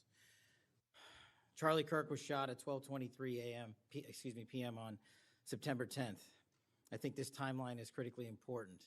Less than a day later, the FBI, at my direction, released the first set of images of the suspect that we captured based on our analysis on the ground. Later that evening, while conducting extensive interviews and cell phone analysis, and also flying out evidence response teams and hostage rescue teams and evidence tacticians who were collecting evidence in live time and flying them back to Washington, D.C. in our laboratories for immediate analyses, we were able to extract video from the campus feed, and at my direction at 8 p.m., in partnership and promise to working with the public to bring this fugitive to justice, we released a newly, never before seen video of the suspect. We also released new enhanced photos of the suspect. A few hours later, that suspect was in custody, pursuant to the interrogation of the suspect's own father, who stated, "When I saw that video that you released, I recognized it was my son, and I confronted him, and he was handed over to lawful law enforcement authorities." That is the FBI working with the public as I promised, being transparent and providing critical information along the way in the manhunt for the suspect or suspects involved in Charlie's assassination. We received over 11,000 tips in the first 24 hours alone. We received 16,000 submissions to our digital media enterprise and tip lines. That is a large number of material to go through. I want to thank President Trump and the Attorney General, Pam Bondi, for their unwavering support and commitment of resources to this and all investigations. I also want to especially thank our colleagues in Utah, the Governor's Office, DPS, and the sheriffs out there. State and local law enforcement partnership has been a cornerstone since I took over at the FBI, and it was no different here. And our teams in Salt Lake City, our SACs out there, across the country, our lab technicians in Quantico who raced to complete the evidence analysis so the public could have the answers they need. These people worked through the night without sleep for days on end. They are to be commended. They are not to be attacked. And many, many, many more people I don't have time to thank here today. But I do want to thank the American people especially. The mission of the FBI is for them and with them and by, with, and through them. And it's that mission and that ethos that I brought to this investigation and so many others, and that's why that suspect is in custody. We cannot do our job without the American public and credible reporting in the media, and that's why Tyler Robinson is in custody today, about to face charges. The last time I appeared before this committee was in January for my confirmation hearing. I told you then that if I were confirmed, I would provide and do everything I can to provide a safe and secure America. I promise to provide the courageous men and women of the FBI the tools and resources they need to crush violent crime and defend the homeland. I pledge myself to commit to full transparency, oversight, and accountability so we could restore the public's trust in the FBI. And that's exactly what I've done. Under this administration, the FBI has arrested more than 23,000 violent criminals. That's more than twice for the same time period from last year alone. 23,000, more than twice from the same time period last year. We've taken over 6,000 illegal firearms off the streets. That number is an exponential increase. We've identified and located more than 4,700 child victims. More than 4,700 child victims have been found by this FBI. That is a 35% increase from the same time period last year. 1,500 child predators have been arrested. That's a 5% increase from the same time last year. 300 human traffickers have been arrested. That's a 10% increase from the same time last year. Over 350 members of Tren de Aragua, foreign terrorist organization, have been arrested, and we have 42 ongoing cases. That is a 250% increase from the same time last year. Those are just some of the things the FBI is doing differently and better because we are leading the mission to crush violent crime and defend the homeland. We have also arrested captured four top 10 fugitives from the FBI's top 10 most wanted list. To put that in perspective, that's the same amount I've captured in 7 months than my predecessor did during the entirety of the Biden administration. Those are real results, and the credit is to the men and women at the FBI. We've been able to achieve these results because the FBI recognizes violent crime doesn't just happen in Washington, D.C. That's why one of my first decisions as a director was to get the people, the Bureau's professional staff, out to the field. And we've done that with great speed. And every single one of your districts and states has received a plus-up of FBI personnel, agents, and special operators to the tune of almost 1,000. We did that because crime had unexpectedly and unacceptably exploded across the country. In fact, one of the stats that the American people should thank the FBI the most for is we are on track to have the lowest murder rate in modern American history. The lowest murder rate by double-digit percentages. A major factor in the drop of this violent crime is the FBI's flagship Operation Summer Heat. We use this initiative at the direction of the President and the Attorney General, surging resources to our major and mid-major cities across America, conducting intelligence-based operations to target the worst of the worst, to target the gangs, to target the transnational organizations, to target the TCOs, and to target the drug trafficking cartels. And we have taken them out city by city. There's a lot of work left to be done, but we're off to a great start. Just ask the citizens of Seattle, Miami, Memphis, Charlotte, Chicago, and so many more places. Specifically in New Orleans and Nashville alone, there has been an increase in the number of violent crime arrests by an average of 250% for each of those cities. And there has been a drastic reduction in crime across the board in mid-major cities across this country, thanks to the men and women of the FBI. How are we doing that? We are attacking the drug epidemic. We've seized nearly 1,000 kilograms of meth and cocaine off the streets of America. We've taken over 1,600 kilograms of fentanyl off the streets. Maybe one of the greatest achievements we have this year, 1,600 kilograms of fentanyl. That's a 25% increase from the same time last year. To put things in perspective, that's enough fentanyl to kill a third of the American populace, 115 million Americans. We're also going after the companies that manufacture these precursors overseas in places like mainland China and their cutting agents. In fact, this month in Cincinnati, we announced groundbreaking charges aimed at the individuals and businesses responsible for flooding these opioids and their precursors and cutting agents into the streets of America. And for the first time that I can remember, we are charging these businesses and enterprises, not just in America, but in mainland China, and seizing their operational necessity to have money by seizing their cryptocurrency wallets. We're also equally important to protecting the homeland. We know we have a no-fail mission. We're committed to keeping our nation safe from terrorism, cyber attacks, and foreign adversaries. Whether stopping threats inspired by foreign terrorist organizations or lone wolf actors or sponsored by hostile nation states. This year, we've already made nearly 60 counterintelligence arrests. 60 counterintelligence arrests this year alone is a 30% increase from the same time period last year for the CI work at the FBI. I'm proud when we can share our successes, such as when an espionage charge was Republic of China. But I want the American people to know the FBI is protecting the homeland from foreign adversaries in a way that will never make the news, and a lot of the good work that they do will never be able to discuss in this setting. We're working on cyber threats. We're attacking malware infrastructure, going after ransomware attackers, delivering a new partnership with the private public sector engagements we've taken with the companies who are attacked by these foreign adversaries and nation-state actors and individual enterprise rings from around the world. We are combating Salt Typhoon, Vault Typhoon, Flax Typhoon, and so many other ransomware and cyber threats this nation faces. We're also arresting people such as Tajik National in Brooklyn, who is suspected of sending tens of thousands of dollars to support ISIS. We're going after the new form of what I refer to as modern-day terrorism in America, 764 crimes that involve harming our children by going after them online, causing self-mutilation, suicide, sexual abuse, and steering them in the wrong direction. Currently, we have 3,500 international terrorism investigations. Specifically, we have in this country 1,700 domestic terrorism investigations, a large chunk of which are nihilistic violent extremism, NVE. Those who engage in violent acts motivated by a deep hatred of society, whatever that justification they seem is. The FBI has seen a 300% increase in cases opened this year alone versus the same time last year. In the last couple of months, the FBI secured a guilty plea for a man in Tennessee who attacked an energy facility with drones and explosives. We secured the indictment of a violent Sinaloa cartel faction leader in Chicago on narco-terrorism charges. Our folks in Sacramento collaborated with domestic and international partners to secure a guilty plea for a leader of a transnational terrorist organization who solicited the murder of federal officials.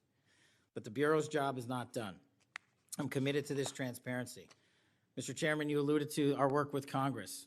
To date, in the 7 months that I've been FBI director, we have produced 33,000 pages to the United States Congress, 33,000 pages. Just to put that in perspective, my predecessor in his 7-year term issued 13,000 pages to Congress, and his predecessor in his 4-year term issued 3,000 pages to Congress. I've issued 33,000 pages in 7 months, and we're going to keep going. I'm dedicated to restoring the trust that the public has and needs in the integrity at the FBI, and it's being done every day by the men and women of the FBI. Now, I know that there's a lot of talk about Epstein, and I'm here to testify that the original sin in the Epstein case was the way it was initially brought by Mr. Acosta back in 2006. The original case involved a very limited search warrant or set of search warrants and didn't take as much investigatory material it should have seized. If I were the FBI director then, it wouldn't have happened. The search warrants were limited to small time periods to include 2002 to 2005 and 1997 to 2001. Mr. Acosta allowed Epstein to enter in 2008 to a plea and non-prosecution agreement, which then the courts issued mandates and protective orders legally prohibiting anyone from ever seeing that material ever again without the permission of the court. The non-prosecution agreements also barred future prosecutions for those involved at that time of those individuals. Still, this administration, at the direction of President Trump, has done more to turn over all the credible information we are legally able to do so, and we will continue to work with Congress to achieve that end. Under the direction of the President, thank you for your support for our mission to working to jointly deliver transparency and congressional oversight to the United States. Lastly, I want to close with the President's initiative here in Washington, D.C. as an example of what we're doing around the country. And I think our next city is Memphis. 21,000 arrests in DC with our federal partners, a huge decrease in violent crime. 60% decrease in gun crimes in Washington, D.C. in the last month. 74% decrease in carjackings in Washington, D.C. in the last month. 53% decrease in homicides in Washington, D.C. in the last month. The drugs are disappearing, people are freely walking around the states, and we're restoring the nation's capital to its glory. That work is through the interagency process that the FBI is proud to be a part of, and the initiative spearheaded by President Trump and the Attorney General. And perhaps most notably for investigations in Washington itself, it was the intelligence that the FBI gathered through our source network here in D.C. that helped us identify the suspects in the horrific murder of the D.C. intern Eric Tarpinian. We're proud to be a part of that investigation. We're proud to put the resources to bear of the FBI. And in closing, Mr. Chairman and members of the committee and Ranking Member Durbin, I'm honored to be the 9th director of the FBI. I'm not going anywhere. If you want to criticize my 16 years of service, please bring it on. Over to you.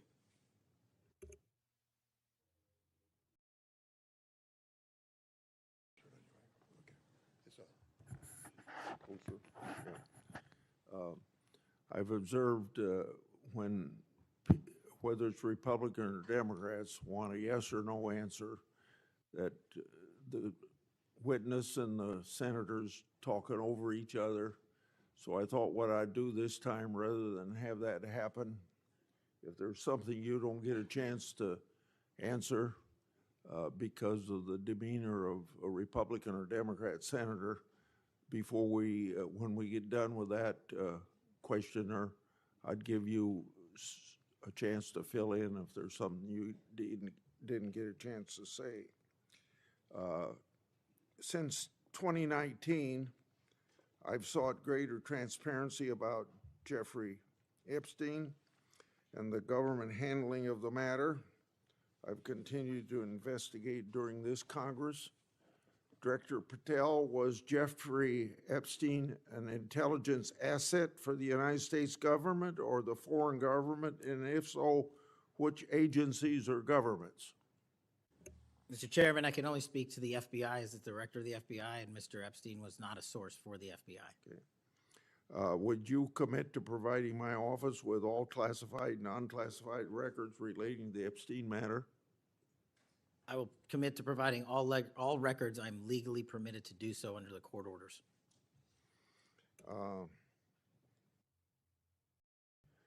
It seems to me that I accept your answer to my question, but the broader intelligence community ought to answer these questions as well. Victims deserve an answer. Regarding the initial FBI 1023 document that I made public last Congress, that document mentioned 1, text messages, 2, audio recordings, and 3, financial records that allegedly proved a bribery scheme with the Biden family and foreign interests. Regarding those records, did the Ray FBI make any effort to determine whether they existed? Did the Ray FBI make any effort to obtain those records? Not to my knowledge, Mr. Chairman. Since this matter hasn't been fully investigated, the FBI has an obligation to the public to do exactly that and figure out why it wasn't investigated. Next question. I've done a lot of oversight relating to sexual misconduct by the FBI agents. In fact, I believe this is something I discussed with Ray, one of his appearances before this committee. According to the FBI Inspection Division, it opened nearly 300 investigations based on sexual misconduct referrals between 2017 and 2024.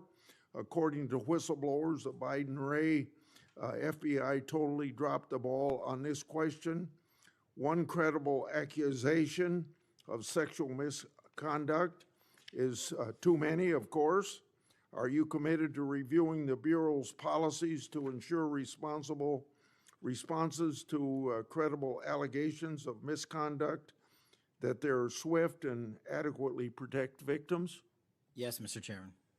Relating to a similar subject, during child crimes and sexual misconduct related investigations, are any private sector companies less than cooperative with you?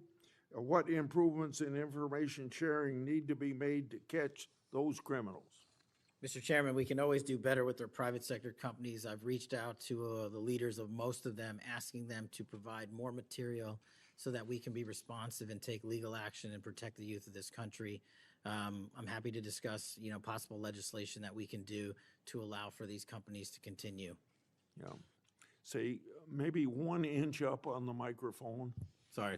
Not, I think you're close enough, but I think it's just a little bit lower. When you raise your head, it's difficult to hear. Director Patel, since 2021, I've raised concerns about the Biden administration failure to properly vet Afghan evacuees. Director Gabbard informed my office that as of August 2022, approximately 1,600 evacuees located in the United States had ties to terrorism and other derogatory information. That's why I and many others have opposed bills giving blanket approval. Are you aware of what steps your predecessor took to investigate these evacuees? And what steps have you taken to investigate them? And what, if any, national security concerns still exist?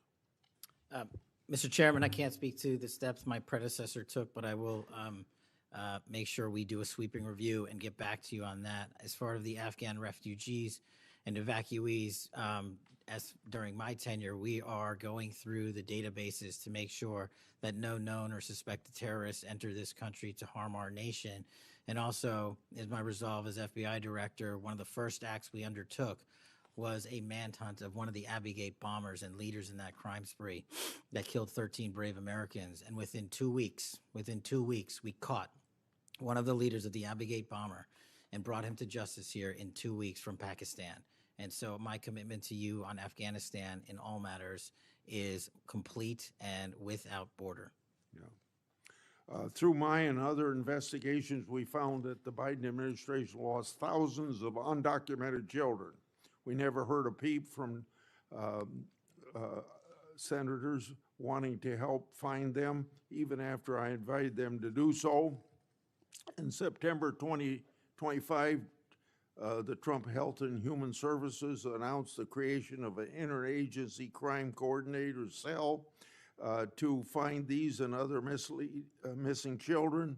That interagency group reportedly includes your agency. What resources and personnel have the FBI assigned to this new interagency effort, and what steps have the FBI taken to assist in locating missing children that the incompetent Biden administration lost? Protecting our youth is maybe the top priority for the FBI. As it specifically relates to your question, Mr. Chairman, as I stated, we've surged resources not just to this cell, but across the nation to our FBI's field office to locate children who have been trafficked, who have been victims of sexual abuse.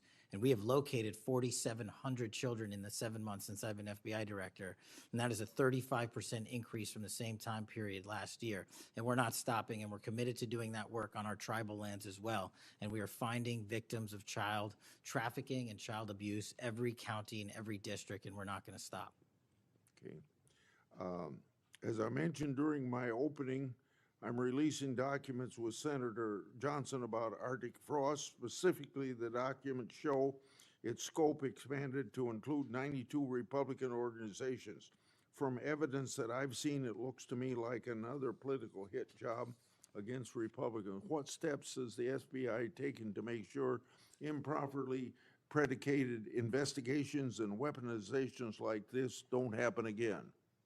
The simple answer, Mr. Chairman, is the FBI will only bring cases that are based in fact and law and have a legal basis to do so. And anyone that does otherwise will not be employed at the FBI. We are doing a prospective and retrospective analyses of individuals who may have weaponized the department and the agency. And as I've committed to you during my confirmation hearing and my conversations with you, this FBI will not be weaponized anymore in either side of the aisle. In June of this year, I raised concerns about the FBI's use of restricted access and prohibited access systems. According to the FBI, quote, when search teams that exist in a prohibited access status cases are searched in Sentinel, the particular search will receive a false negative Sentinel search response, end of quote. Clearly, this is not only affects FBI agents, it impacts congressional requests and court cases, and the Biden administration used it to thwart oversight. How are you ensuring that restricted access and prohibited access files are produced to Congress during court cases? And have you identified any Biden family records in restricted and prohibited status? As I've committed to you with my transparency initiative, whether it's restrictive or prohibited, every single thing we can legally provide to Congress, we will. We've also restructured how these restrictive and prohibited cases are labeled and provided access to more people in the chain of command so that more people have knowledge of what these restricted and prohibited cases are, including myself and the deputy. Do you commit to providing any records that are available? I do, sir. You publicly said that your team, quote, found a room that Comey and others hid from the world in the Hoover building full of documents and computer hard drives no one had ever seen or heard of. That's a quote from you. I've received a whistleblower disclosure that the room contained some information kept outside the FBI record keeping. I also have been informed via a whistleblower disclosure that the room included materials related to Special Counsel Mueller, former Director James Comey, and other documents maintained outside of the FBI. Has the FBI now reviewed and analyzed those records? Has the FBI properly recorded the documents? And these records are clearly responsive to my, as well as my colleagues' congressional requests. What steps have you taken to ensure all responsive records are produced to Congress? That's what has to be my last question. What's supposed to happen is leadership at the FBI is supposed to, pursuant to the Records Act, correctly store these records at our Information Management Division, IMD. In this room, we found a plethora of hard drives, computers, hard documents, soft documents that were not so recorded, a voluminous amount of information. So we are continuously processing that information. So A, we subscribe to the Records Act and commit that those records will be kept permanently at the FBI. 2, we are reviewing those materials. A lot of those materials are related to ongoing investigations. And 3, we are on a rolling basis providing Congress the documents that we can, and we will continue to do so. Okay, thank you very much, Senator Durbin. Thank you, Mr. Chairman. Director Patel, in addition to the extensive purge of nonpartisan career FBI official reports indicate that dozens of remaining officials have been subjected to polygraph exams to test their loyalty. My understanding is that approximately 40 officials have been asked to sit for a polygraph during your administration, and several have been asked whether they have ever made negative comments about you. Director Patel, FBI agents pledge their loyalty to the Constitution of the United States, not you personally. What is the basis for requiring polygraph exams of your workforce and asking them if they've made negative comments about you?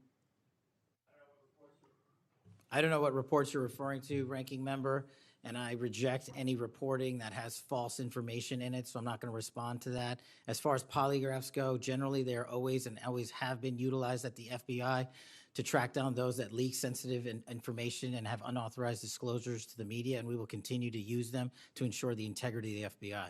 Did any individual on your senior executive team, the director's advisory team, or who serve in the positions on the 7th floor receive disqualifying alerts on their polygraphs?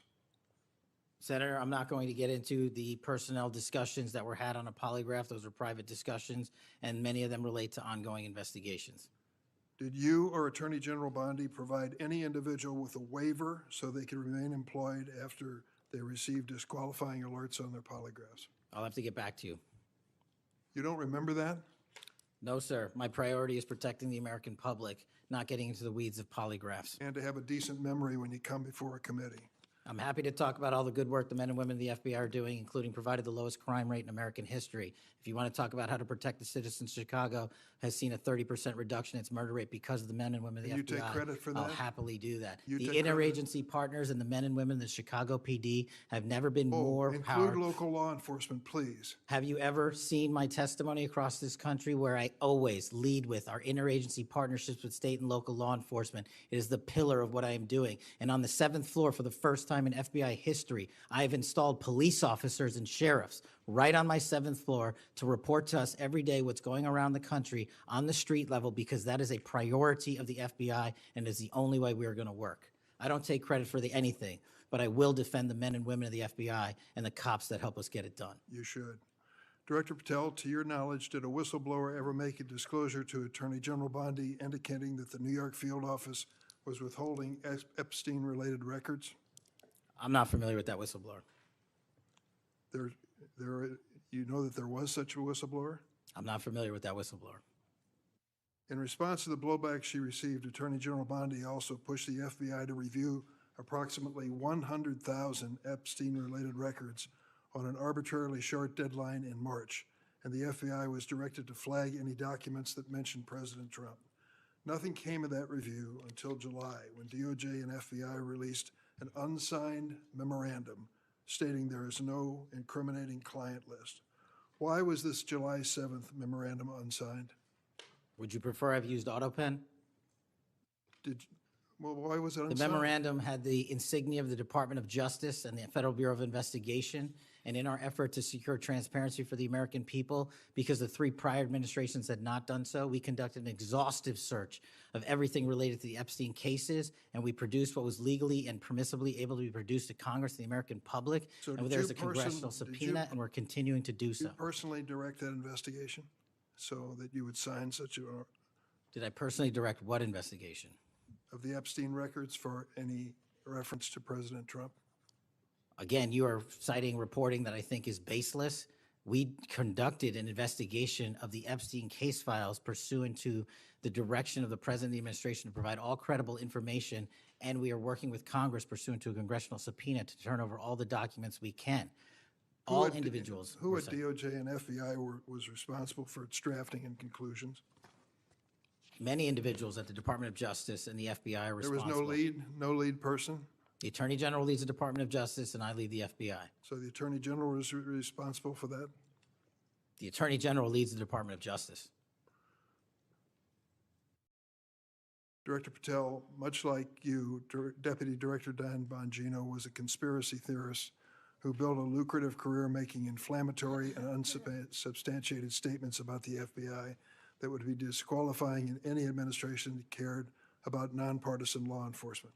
For instance, Mr. Bongino called the placement of pipe bombs outside the DNC and RNC headquarters on January 6, quote, an inside job, and went on to say this was a setup. I have zero doubt, and whoever goes into the FBI, you better get an answer about why. Director Patel, you and Deputy Director Bongino are now leading the FBI. What is the evidence to suggest the pipe bombs placed outside of the DNC and RNC on January 6 were an inside job?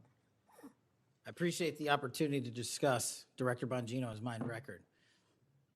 So many on this committee and the media jettison our 31 years of public service Can prior you to answer taking. the question, sir? I'm answering the question. You're questioning the integrity of the Deputy Director of the Asking FBI you and mine. if you found And any I'm going to evidence. answer the question. I'm The pipe asking- bomb investigation is ongoing, and I'm not going to discuss the Ongoing? details of the pipe bomb investigation. Mr. Bongino was a Secret Service agent for 15 years, a police officer for 5. I served this country in multiple administrations for 16 years. We were also private citizens, and we are now back in government service. And what we have the ability to do is set aside our personal beliefs to deliver the mission of justice for this country, and we're doing it day in and day out. And I find it disgusting that everyone and anyone would jettison our 31 years of combined experience that is now at the helm of the FBI, delivering historic results at historic speeds for the American people. So you have no evidence? I got a lot of evidence, and I'll give it to you when I can. Yeah, I'm looking forward to it. There's a New York Times story this morning about Chris Meyer. As I understand it, he was your personal pilot, at least for some period of time. Mr. Meyer has quite a record himself. Flew over 350 hours as an Air Force pilot on 3 aircraft types in Afghanistan. Mr. Jardina, another former FBI agent, a 1999 graduate of U.S. Naval Academy, commanded 100 Marines in combat during the 2003 invasion of Iraq, participated in several firefights, followed up with 2011 deployment as reservist to Afghanistan, where he interrogated senior Taliban officials. It appears that you terminated these 2 agents. Why? I'm not going to get into personnel decisions that we made. So you're not accountable for your decisions to take people who served our country so admirably and terminate them without any cause? That's a I'll tell you one-sided that. story. Anyone that has Well, been then terminated from so the tell FBI, your- generally tell your side speaking, of the story. fail to meet the needs of the FBI and uphold their constitutional duties. And you providing a one-sided story from your perch is absolutely disgraceful, because the men and women of the FBI deserve better. And your attack on the current leadership of the men and women of the FBI is equally disgraceful, because now you're attacking the leaders that are our brave SACs in Let the me tell field you what's who are disgraceful. doing the job that this Disgraceful. country needs. It's And we disgraceful. will continue to do it. Excuse me, it's disgraceful when Mr. Meyer and Mr. Jardina, who served our country so well, are terminated apparently because of the rants of a broadcaster. That is all your it is? opinion. It is not a fact. Well, it's certainly my opinion I can back up with fact. Let me ask you to explain the situation in Baltimore, if you will. Did you read the story about the termination of the project in Baltimore? Which story? 764 Group? Sorry. Which story? 764 Group, the Baltimore agents were investigating. Are you familiar with that? No, sir. Well, I'm not going to go into detail. It would take too long to do it. But apparently that this group, 764,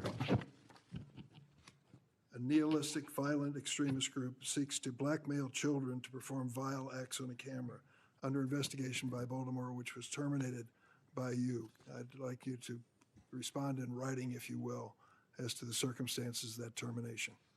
Sure. Our operations against NVEs, as you're referring to, has been historically high, and we've taken down multiple NVE rings, including 764 rings, who are harming children and causing them to be mutilated and Last commit question, suicide. can you explain why you are eliminating the requirements for a college degree for your agents? I appreciate the opportunity to address that. You said in your opening statement, we are reducing the training requirements at Quantico. We are not. We are expanding them. You are referring to an 1811 crossover program, because I believe the men and women of places like the DEA, the ATF, and the Marshal Service and the Secret Service who want to work at the FBI should deserve that opportunity in a shortened bridge program, which we provided. We are also keeping the 18-week BFTC as is traditionally being held at the FBI. So we're not reducing any requirements. We are increasing those that we bring into the FBI. Did you change any of the requirements on college degrees? We are allowing police officers who have served for a number of years to come into the FBI who did not obtain the requisite college degree to apply to be federal agents, because we feel they have the street level experience we need to conduct this mission. I yield, Mr. Chairman.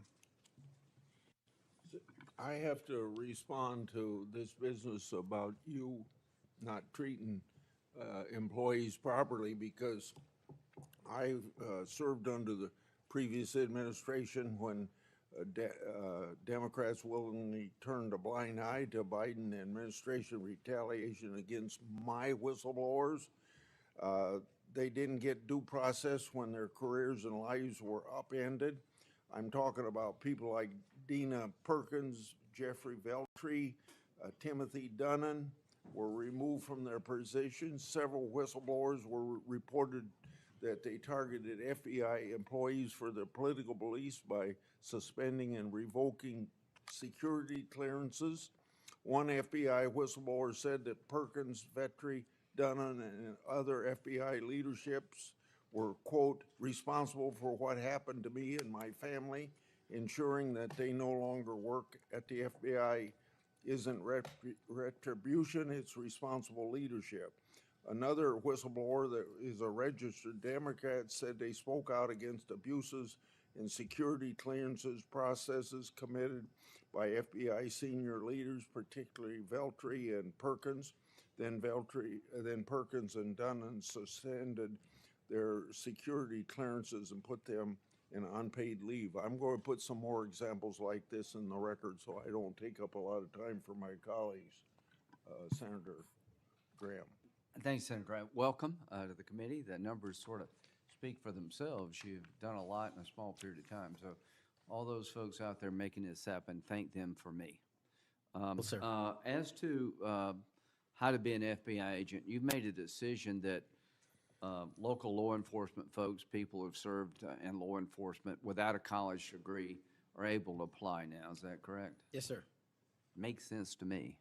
So experience out in the field might be as valuable as a college degree, believe it or not. Venezuela. We're blowing boats out of the water in the Caribbean because they're connected to international narco-terrorist groups. Is that correct? Yes, that mission is being led by the Department of Defense, sir. Okay. What legal authority do we have to do that? Sir, I would defer the questions on legal authority to the Attorney General and the department. Fair enough. Do you believe that Maduro runs a narco-terrorism state in Venezuela based on?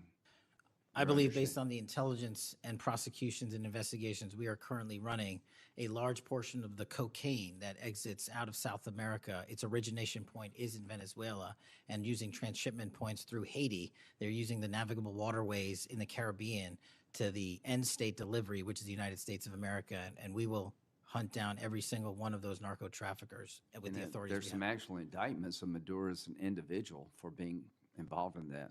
Is that correct? Senator, I think you're referring to the DEA indictment on that one. Right. So I guess the point is, would it be fair to say that Venezuela is a good candidate to be labeled as a state sponsor of terrorism under U.S. law? Senator, from my perch, we will provide the intelligence necessary for anyone who meets the threshold to be a state sponsor of terrorism, and this administration has I expanded. think they are, so we'll be going down that road. China, on a scale of 1 to 10, 1 being nothing, 10 being great, how is China helping with the fentanyl problem here in the United States? Under this administration, we have taken, as I highlighted the Cincinnati case, the precursors are the problem. The fentanyl is the end state that kills American citizens. Well, the precursors are made in China, right? They're made in China. And so for the first time in a decade, I had a call with my counterpart in the MPS, the Ministry of Public Services, to attack the precursor chemical companies and have those chemicals labeled. Too early to rate the success? We have indicted multiple businesses in China. We've also cut off the transshipment points of those precursors. They switched. Once we got on their track about their delivery routes to the Mexican drug cartels directly, they started going to India. We called the Indian authorities, and they shut down those transshipment points. So we're continuing to work with our partners So overseas. China is helping, would you say? They are starting to help, and we are hoping, under this administration's leadership, we can get more of Let their me help. know, in the coming months if that continues, because if they are helping, that's a good thing. Yes, I think sir. we need to celebrate the breakthrough. If they're not, that would be a bad thing. So after the assassination of Charlie Kirk, there seems to be one refrain from everybody, and that's about the effect of social media. Do you believe that social media is one of the instruments radicalizing America and inciting violence? Well, it's not. My belief is based on the data, and the data shows that social media is wildly out of control when it comes to You're radicalizing. dead right. So what did you just say? This guy's the FBI director. He says that social media is wildly out of control. Now, free speech, we all agree with that, but you can't yell fire in the theater, right? Yes, sir. Free speech doesn't allow you to go online and groom a child for sexual. No, it does not. Okay, free speech doesn't allow you to go on the internet and basically incite somebody to kill another person, right? Absolutely not. So if it's illegal offline, it should be illegal online, agreed? Whatever the law is. Yes, sir. Just because you're online doesn't give you a get out of jail free card. No, sir. So if a parent is worried about a child being bullied on a website, what rights do they have under U.S. law? We have to balance the rights, as you said, Senator, of free speech versus those that encroach Is there upon any violence. law that can shut down one of these sites for bullying children or allowing sexual predators on the site? We are able to attack certain sites on the dark web. When it comes to the open internet infrastructure system, we have to reach a threshold to attack a company's position that only subscribes to violence. Can the parents sue that company? They can. They can? They can sue not the social media companies. That's what I'm talking They about. can sue the companies. No, I'm talking about the social media company that gives lives to this behavior. No, you're referring to Section 230, sir. Yeah. Would you advocate a sunsetting of Section 230 to bring more liability to the companies who send this stuff out? I've advocated for that for years. All right. We need to do this, folks. These companies are taking content that it makes you sick, that could get you killed, get you poisoned, and there's nothing we can do about it under our law. A person can do about it because of Section 230. So if your child is being sexually groomed online or bullied online, and you go to the social media company and ask them to take it down, they refuse, you have like zero rights. How many images of sexually exploited children are purveyed every year on social media sites? The number is astronomical, and Senator, if I can just add one step to that analysis. Please. It's not just what's on social media that is quote-unquote real.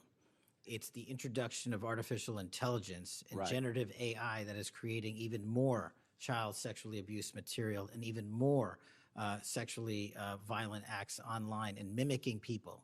Would you say that the way social media is structured today, really no accountability, 36 million images in 2023 of sexually exploited children, that this is a public health hazard? It is. Would you say that it's a mental health problem, particularly for younger people? It absolutely is. Do you agree that some of these sites are designed to be addictive? I think not only are some of these sites designed to be addictive, unfortunately, the reality is some of these sites are designed to generate income, and many people are generating income based on this illegal trade. Do you think it's now time for America to deal with this problem? I'm all in, I have been all in, and I'm happy to work with Congress to do so. Well, I tell you what, having the FBI director all in is great news for me, and I hope the committee will respond and that we'll be all in, trying to fix a problem that I think is doing a lot of damage to our country. When it comes to John Bolton, was there new evidence involved in the raid on his home? Sir, that investigation is very much ongoing. As you know, there was a raid of his house pursuant to a legal Was there a search warrant obtained to go in? Absolutely, sir. Okay. All right. We're looking to have that search warrant unsealed Okay. at the Yeah, appropriate I time. think that would be good, quite frankly. In December 2023, Director Wray said he sees blinking lights everywhere regarding to foreign terrorist threats against our homeland. How would you characterize the state of threats to our homeland by foreign terrorist groups? Foreign terrorist organizations have adapted and started utilizing online platforms, and so has the FBI. And so while they are adapting and expanding how they harm our country, we have as well. They have not stopped. There's been a resurgence in places like West Africa and elsewhere of foreign terrorist organizations, and also the newly emboldened drug trafficking organizations in Mexico. It's going to take a whole of government approach to get. Does to- Hezbollah fall within that group? Yes, sir. So Hezbollah is involved in not only terrorism, but narco-terrorism? Yes, sir. So do you consider Hezbollah a threat to the United States? Absolutely. All right, finally, do you have enough people Sorry. to do all this? Do you need more people? You're involved in a lot of things, and the numbers speak for themselves. You have FBI agents helping here in Washington, D.C. You have FBI agents helping in illegal immigration. That's good. You've got a chance here to tell us if you need more people. Seems to me that threat level of this country is pretty high right now. You got thousands of domestic terrorism cases. How many are being investigated? I think 3,500 off the top of my head. 3,500, okay. Anyway, it seems your plate's pretty full. I would urge you to get with your people, and if you think you need more people, now's the time to do it. It would be a shame to miss an opportunity to plus up the FBI if the threats justified it. Will you look? I will look, sir. Okay, but are you comfortable you have enough people right now? Right now, I'm comfortable with the reallocation of agents and personnel outside of Washington DC and plussing up states like South Carolina in double-digit numbers. Okay. And I'll get back with my team on this one. Thank you for your service. Senator Whitehouse. Boy, is my timing good. It is very good. Director Patel, welcome. Thank you, sir. When you were here for your confirmation, we talked about your so-called enemies list. It appears to me that there have been adverse actions of various kinds taken against about 20 of the 60 people on your enemies list. You've been in office for 7 months. At that rate, you've got 14 months until you've hit all 60. Can you explain that? Again, that is an entirely inaccurate presupposition. I do not have an enemies list. You can continue to characterize it as you wish. The only actions we take, generally speaking, for personnel at the FBI are ones based on merit and qualification and your ability to uphold your constitutional duty. You fall short, you don't work there anymore. Well, there was a list. You don't like it to be called an enemies list, and it had about 60 names, and about 20 have had an adverse action. So those are, I think, pretty clear facts. Let me move on to your grand jury testimony, which we also talked about when you were here. I think you indicated that you understood that a witness in the grand jury is free to discuss afterwards whatever they told the grand jury. And you then went on to suggest, saying, I can't go into court orders granted by the DC District Chief Judge, and you want me to violate a court order. In those remarks, you fairly plainly suggested that there was a court order of some kind that somehow restricted or limited your ability to discuss your own testimony to that grand jury. Since then, that chief judge that you mentioned, Judge Boasberg, has written, and I'm quoting him here, Federal Rule of Criminal Procedure 6E allows witnesses like Patel to divulge the contents of their testimony, meaning that nothing was preventing him from doing so before the committee. Can we confirm here today that there is no court order of any kind that limits your ability as a witness before the grand jury to discuss your own testimony to that grand jury? We can confirm that pursuant to my action, that grand jury testimony has been released, the transcript.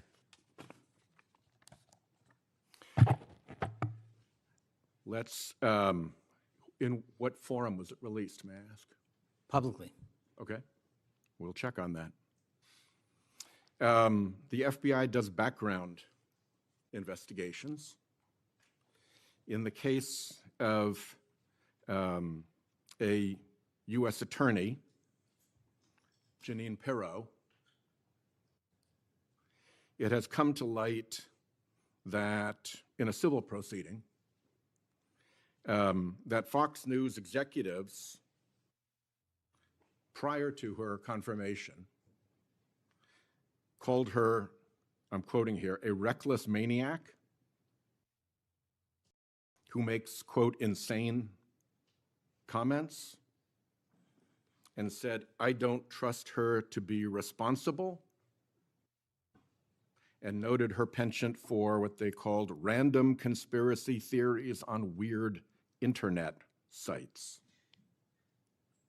My question to you is, did that turn up in her background investigation? For any background investigation, Senator, we do not discuss those publicly. And for every background investigation, when there's an adjudication, it is not made by me. It is made by the career professionals who run the inspection division and background check system.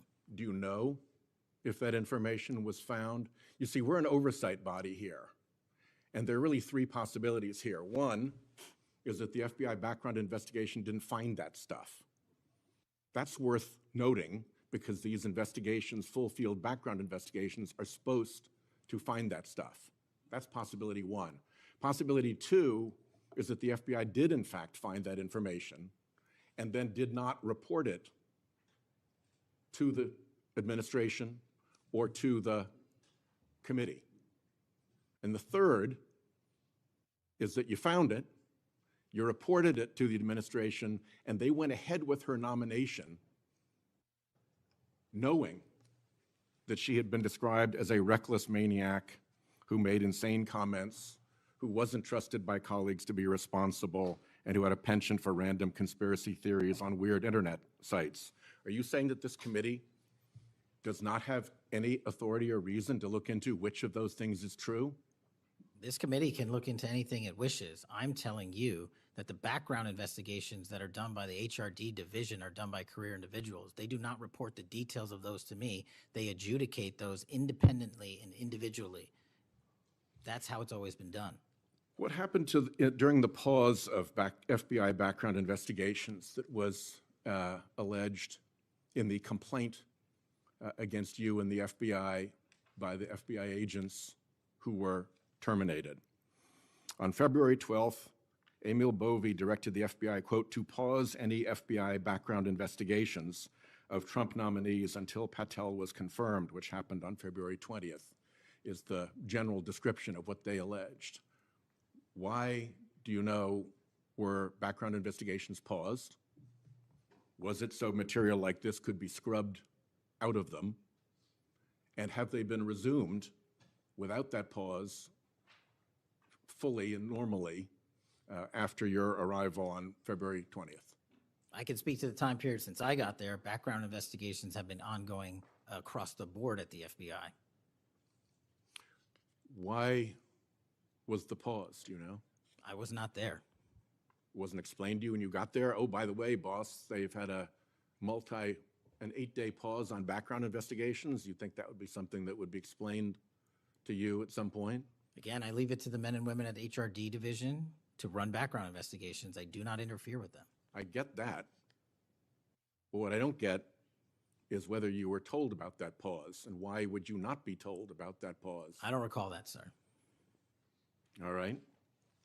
The allegation also relates that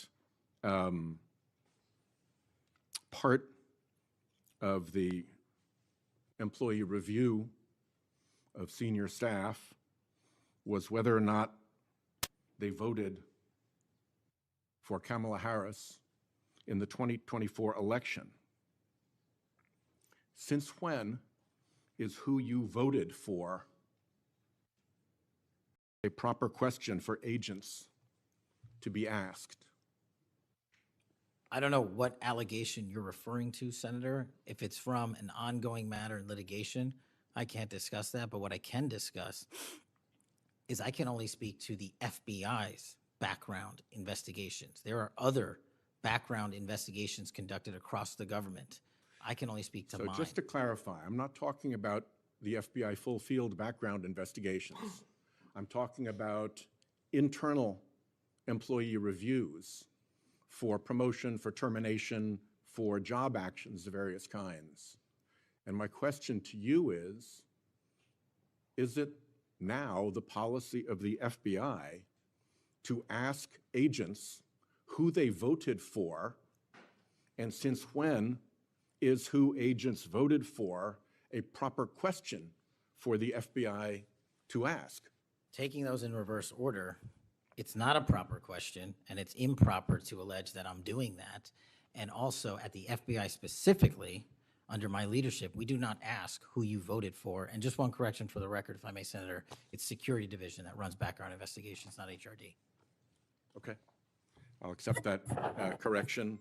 And in the event that we cannot locate your grand jury transcript, just expect a question for the record that will give you the chance to either provide that transcript again if it had been previously provided, or to make the statement that Grand Jury Rule 6E allows you, to the best of your recollection, truthfully, about what it is that you told that grand jury.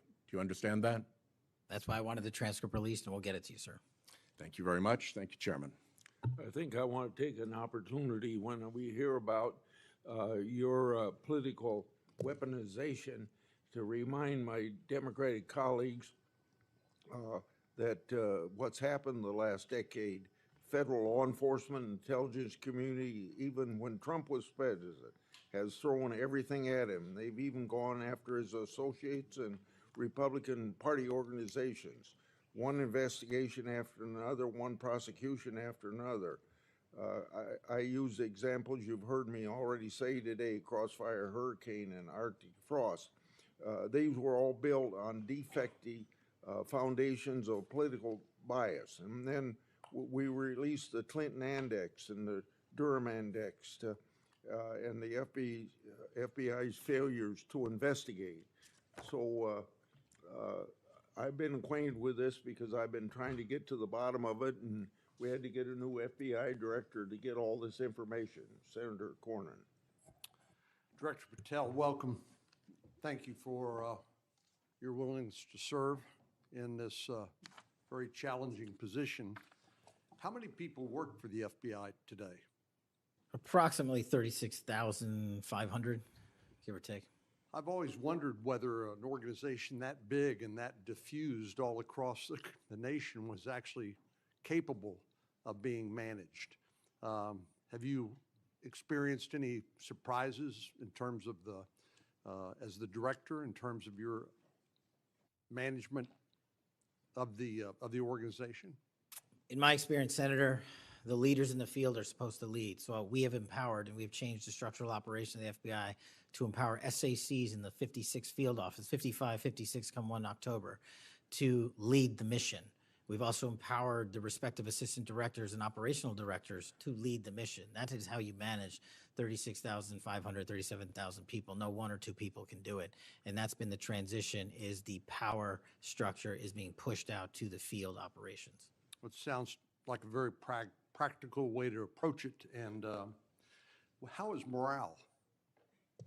Morale, when I travel around the country, in my experience, has never been higher. The FBI and the police officers that we work hand in glove with across this country are excited to do the work. And the stats that I'm citing are no achievement of mine. The stats that I'm citing in the 7 months that I've been there, such as a 42% increase in cyber arrests alone this year, is because the men and women at the FBI have been empowered in the field. They want to do the work. They're getting the opportunity to do the work. And with our great partners in the respective states like Texas, and where we just returned a top 10 most wanted fugitive in Cindy Singh, are getting the ability to make those prosecutions a reality. By the way, Senator Durbin was asking about polygraphs. Aren't polygraphs a standard part of the standard test given to people with security clearances across the intelligence community? They are. As a condition to maintaining your security clearance? I believe they are. Speaking of intelligence, one of the things that I've wondered about over time is, you know, the FBI is a premier law enforcement agency in the nation, but you also have other important responsibilities in counterintelligence. And there's been different debates or people wondering whether, including me, whether that's an appropriate role for the FBI to play. And I guess the most challenging part of that is if it's not at the FBI, where would it go?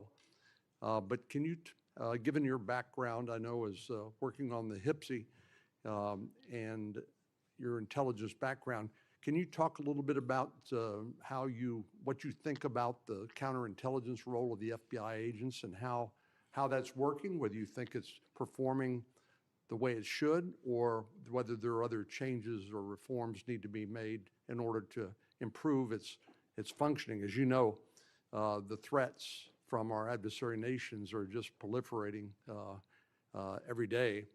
So what do you think? The espionage activities of our adversaries have never been so high, and I think the counterintelligence mission is properly housed within the FBI because we've invested with those authorities for Congress, and I believe that mission set is working. And if I can, sir, since January 20th of this year, the FBI has made 55 arrests on the counterintelligence mission alone. That's a 30% increase in CI arrests from the same time year-to-date last year. We've arrested 33% increase in PRC counterintelligence arrests, an 83% increase in Russia counterintelligence arrests from the same time last year, then a 60% increase on Iran counterintelligence arrests from the same time period last year. So we are already on total exceeding the entirety of the number of arrests from the previous year on counterintelligence matters across the board. And in my opinion, the FBI is the only agency that can do it. Now, we work with the interagency to do it, and we need them, but we have the mission set. Thank you. You know, sometimes I wonder whether we sort of repeat the way we do things because we've always done it that way. And I'm getting up to building up to this issue of the narco trafficking and what President Trump has ordered the Defense Department to do in terms of to take out some of these transnational criminal organizations that are importing poison into the United States and responsible for killing tens of thousands of Americans, maybe hundreds of thousands of Americans over time. Do you think a law enforcement model for dealing with these narco traffickers is adequate to deal with the threat? Or do you think we need to start thinking about this in maybe new and different ways? Obviously, we're not engaged in a war per se, although it is a war metaphorically. And the law enforcement model seems to be not working from the standpoint of dealing with the volume of the threat and the magnitude of the threat. Do you think we need to start thinking about how do we deal within constitutional legal parameters to deal with this problem in a different way to be more effective in protecting the American people? Absolutely. And the way to analogize this and why I've advocated for the designation, and I'm thankful that the Trump administration has designated these cartels and narco traffickers as foreign terrorist organizations, is because we must treat them like the foreign terrorist organizations post 9/11. We must treat them like the Al-Qaedas of the world because that's how we're operating.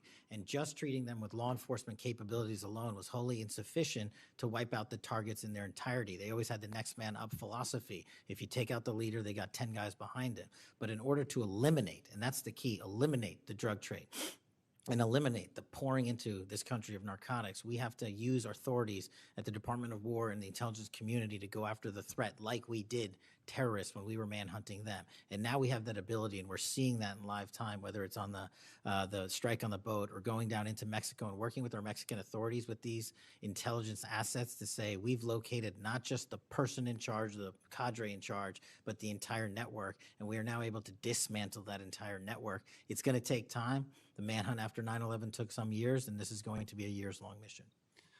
Well, I'm glad you mentioned the counterterrorism mission because we've had a lot of experience, the U.S. government writ large, with dealing with terrorism in the Middle East and elsewhere.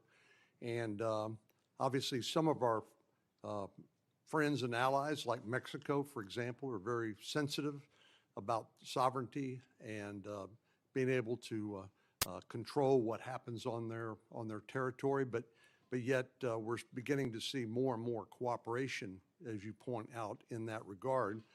And so in your opinion, has the counterterrorism model, have the lessons learned by the U.S. government writ large, are they being aggressively applied? Are there other things we need to do to make sure that those skills, those lessons learned are applied more broadly to the threat of narco trafficking?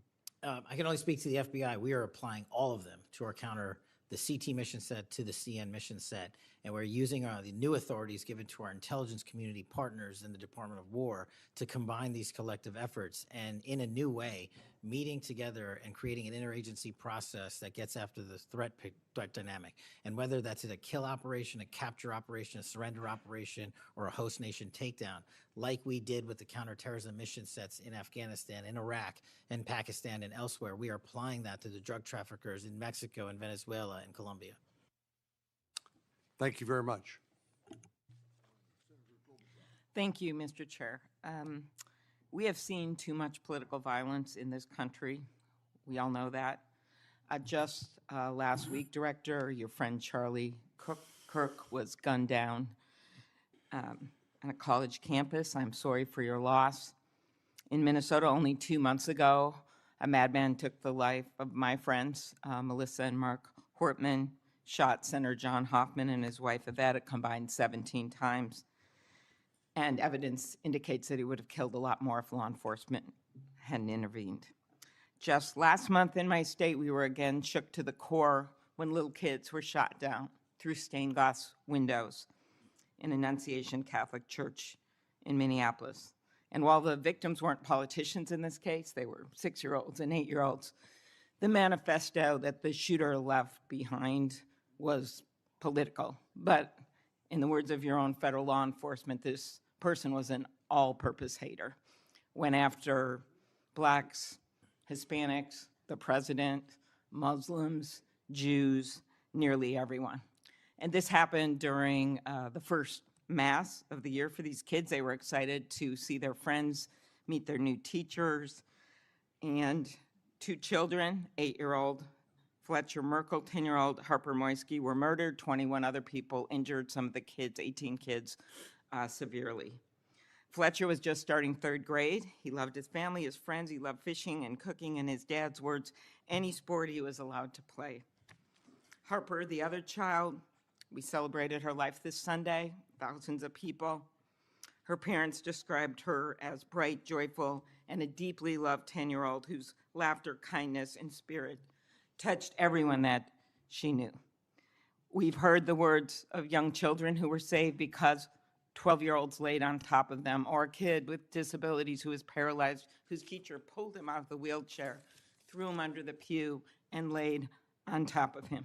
We do thank the local FBI director and the local U.S. Attorney's Office for their work in both of these cases, the Hortman case and this.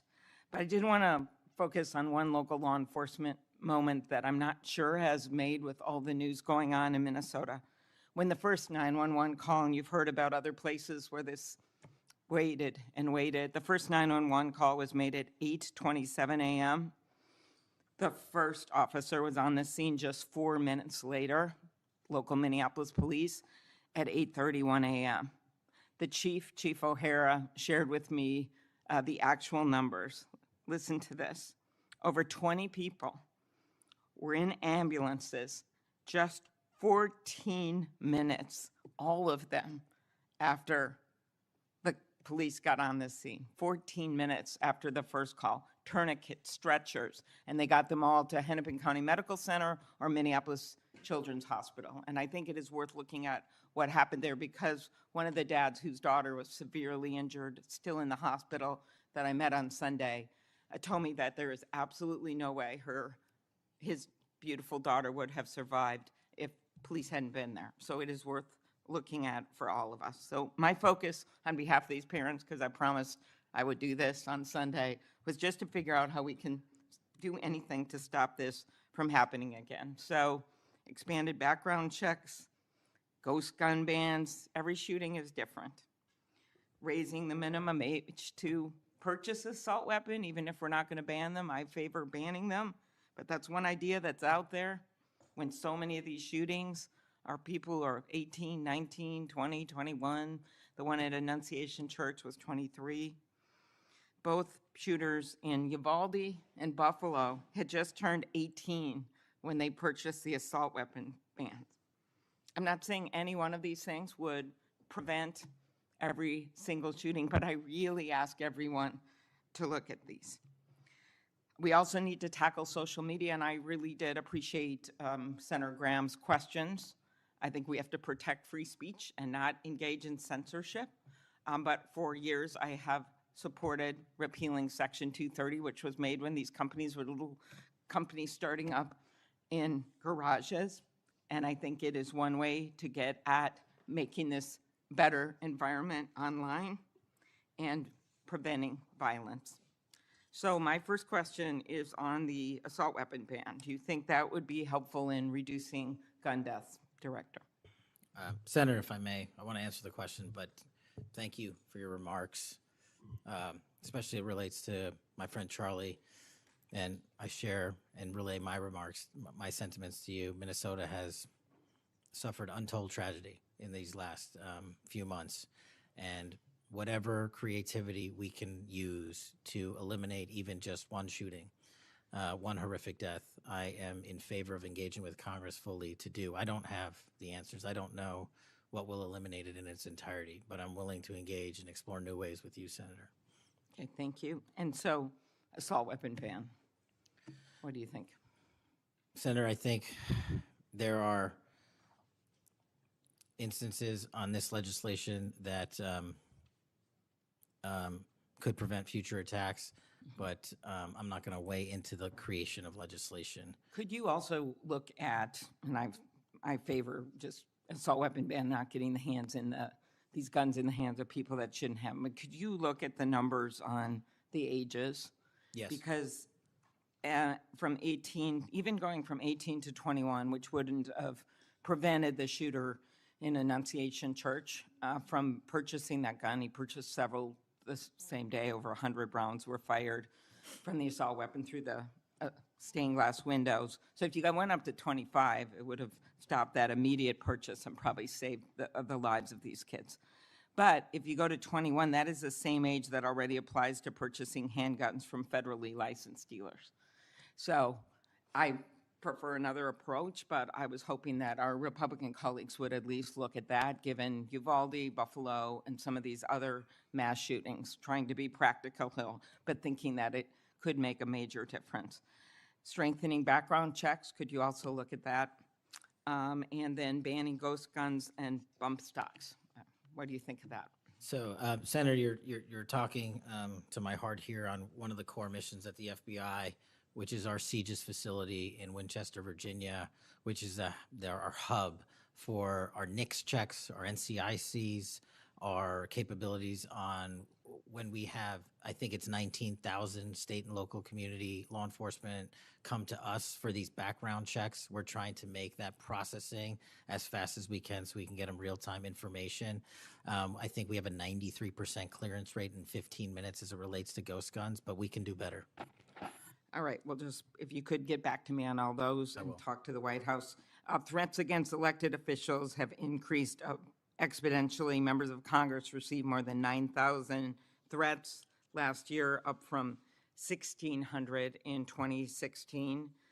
There's been a lot of talk about the rhetoric and the like.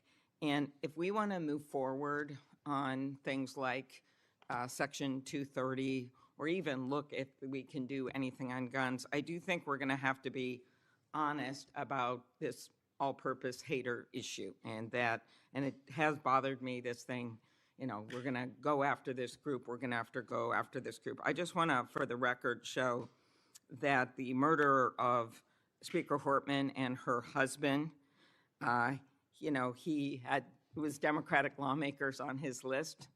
He went to the ones whose addresses he had, by the way.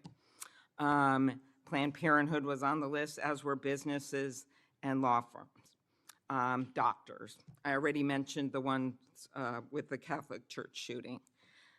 So it is not just as the radicals on the left, what's a quote from the president, are the problems, or destructive movement of left-wing extremism that Vice President Vance said. According to the Anti-Defamation League last year, all the murders were committed, and I'm not actually going to say this because I don't even want to go left-right with this, but you can imagine it wasn't from the left. Cato Institute, conservative think tank, published a study just last week that found from terrorists from the right were responsible for 6 times more deaths than people from the left. I actually don't want to go tit for tat on this, but what I am asking for is that this rhetoric of blaming one side or the other stop, if you could convey that to the president, and that we actually work on things that are solutions. So could you commit to me, Mr. Patel, Director Patel, that you will do that? Absolutely, Senator. Okay, thank you. Last, you were asked about social media, and I will put some more questions on the record about that. I think we could make major movement on that. The local FBI helped when the city of St. Paul was a victim of a cyber attack, and I'm concerned about some of the cyber attack cuts. I'll ask you that on the record. AI, I'm glad you raised that.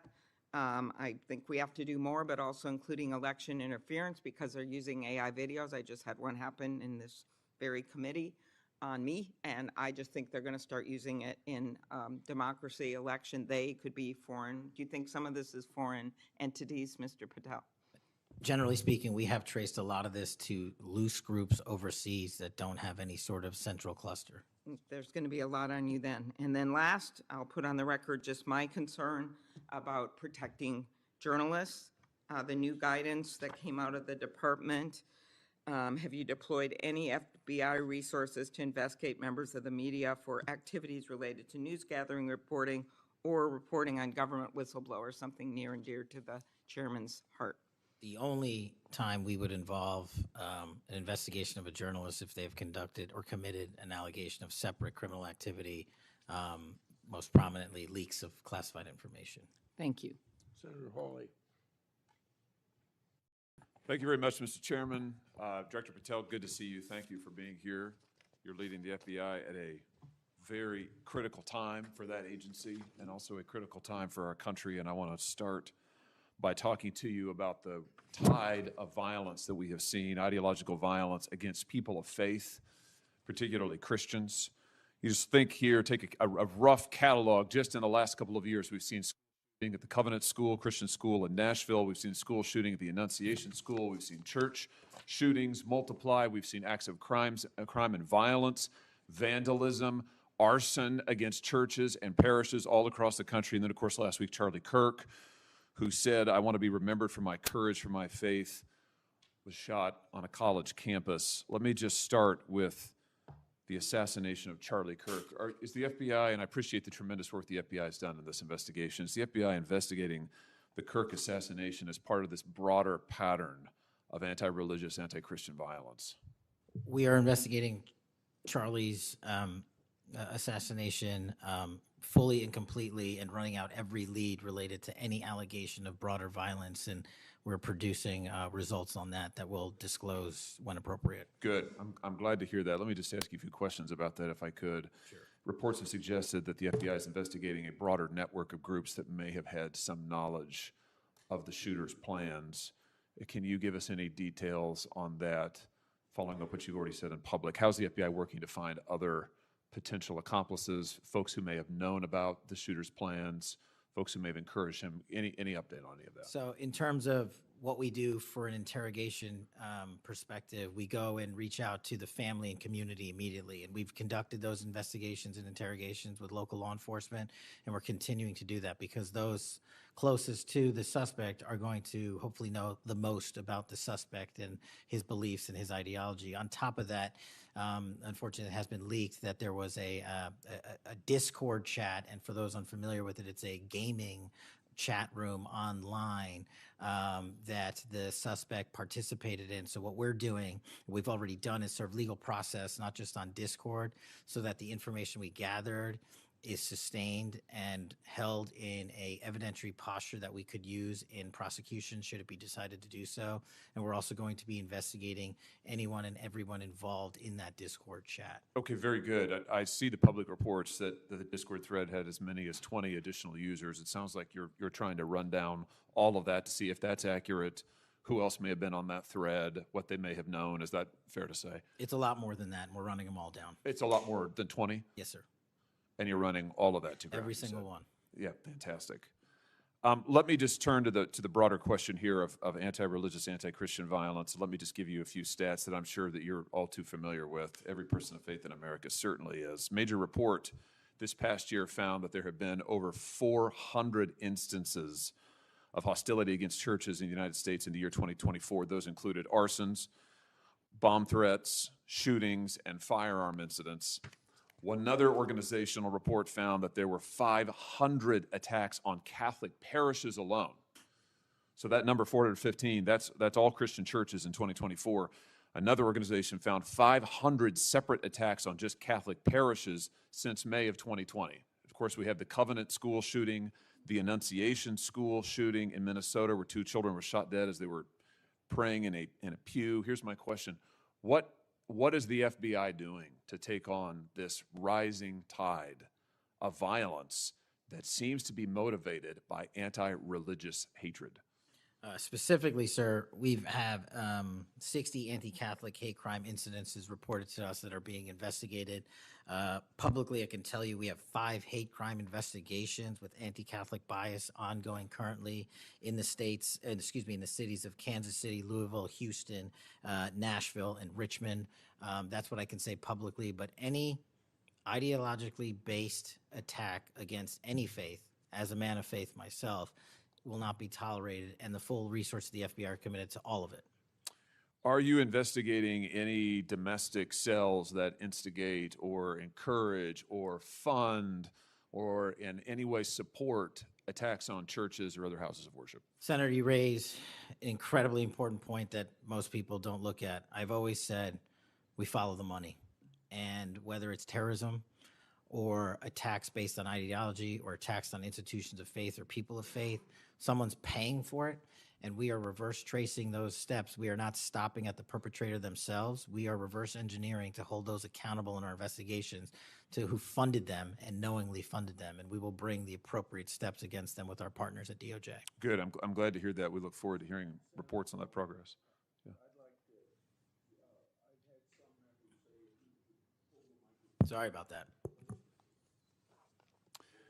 Let me just ask you this in the same vein, Director. Since the Dobbs decision, the FBI has advertised $25,000 rewards for information on attacks on abortion clinics. Will the FBI similarly offer rewards for information on attacks of houses of worship? Yes, when it is appropriate. The rewards are any reward, whether it's an attack on a house of faith or on a homicide or whatever, is determined by a group within the FBI, but we will work with them to make sure that rewards of monetary value are put out for all ideologically based attacks. Good.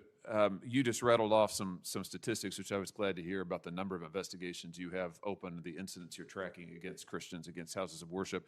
Let me just ask you if you consider designating a senior official as a liaison to houses of worship, to Christian and other religious organizations, to publish metrics on investigations and arrests related to church attacks, church threats, vandalism, arson, etc. Will you set up a system for liaising and then reporting so that everybody can see, this committee and the public can see just how many attacks we're talking about, just what the level of threat and violence is and what the FBI is doing to combat it? Senator, you're speaking my language. The private-public sector partnership on this specific issue, just like the other ones we've talked about, is equally transformative to finding those involved in these criminal activities. And with your assistance, I would ask you if you're able to identify someone who's an expert in that area, we will work with them. We will take their information, because as great as the FBI is, we're only as good as the information we can get, and we don't have the reach that the private sector does in some of these areas. Very good. Happy to help on that. Let me ask you about something specific to the FBI, because sadly, as you know, the FBI, when it comes to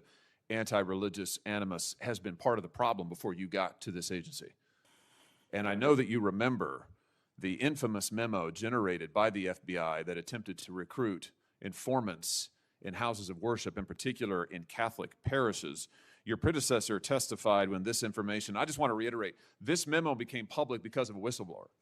It was not turned over to this committee. It was not disclosed to this committee. In fact, we were told it didn't exist, and then a whistleblower published it, showing that indeed the FBI had recruited informants, attempted to, into Catholic parishes. Your predecessor then testified, sitting right where you are today, he testified that this, I'm going to quote, was a single product by a single field office, end quote. That was a lie. Because we then had additional whistleblowers come forward and say, no, actually, multiple field offices contributed to the drafting of the report.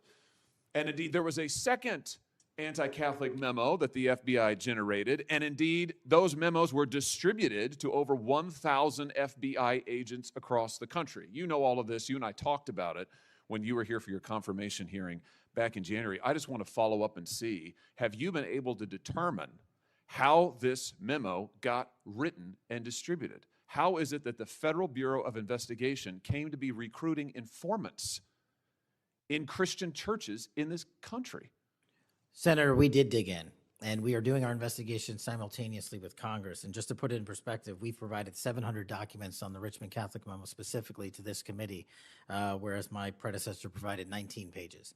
And not only that, but we looked into how the source recruitment structure at the FBI was conducted during this time. And we made adjustments and permanent fixes to ensure that sources are not put into houses of worship unless there is an actual ongoing criminal or international terrorism threat. We will not use sources at this FBI to investigate and cull information just for the sake of culling information in houses of worship. Has anybody been fired for this? There have been terminations related to this and resignations. Good. There need to be, because if this is going to be standard at the FBI, nobody can trust the FBI. You want to talk about violating the First Amendment? This has got First Amendment violation written all over it. It's one of the most revolting chapters in the FBI's history. And considering what we're seeing more broadly in terms of the acts of violence against people of faith, this has absolutely got to end, and the FBI has to lead the way. So I count on you to do that, Director. Let me just, in the minute or so that I have remaining, let me just shift gears and ask you about something else you said earlier. You said that protecting our youth is maybe the FBI's top priority. It's great to hear. Let me ask you about the role of AI chatbots in that, which you've talked about a little bit already today. Are you investigating any cases of AI-generated child sex abuse material? You issued a PSA earlier this year warning that synthetic child sex abuse material, that's where the AI generates it using maybe a real kid's image, but then generates sex material, sex abuse material.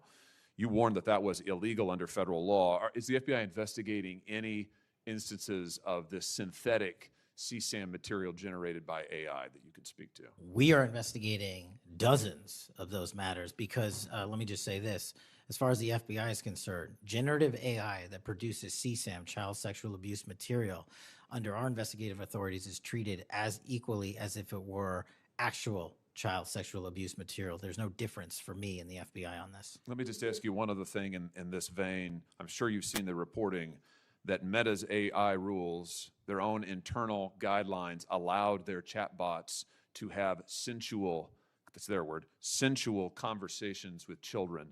We've had instances, multiple instances of children, minors, taking their own lives at the behest of chatbots that instructed them with specificity on how to do it. What's the FBI's role here in investigating what is going on with these chatbots, with these AI companies encouraging? I mean, listen, if an actual person did that, we would say that's grooming. We would say that's child abuse.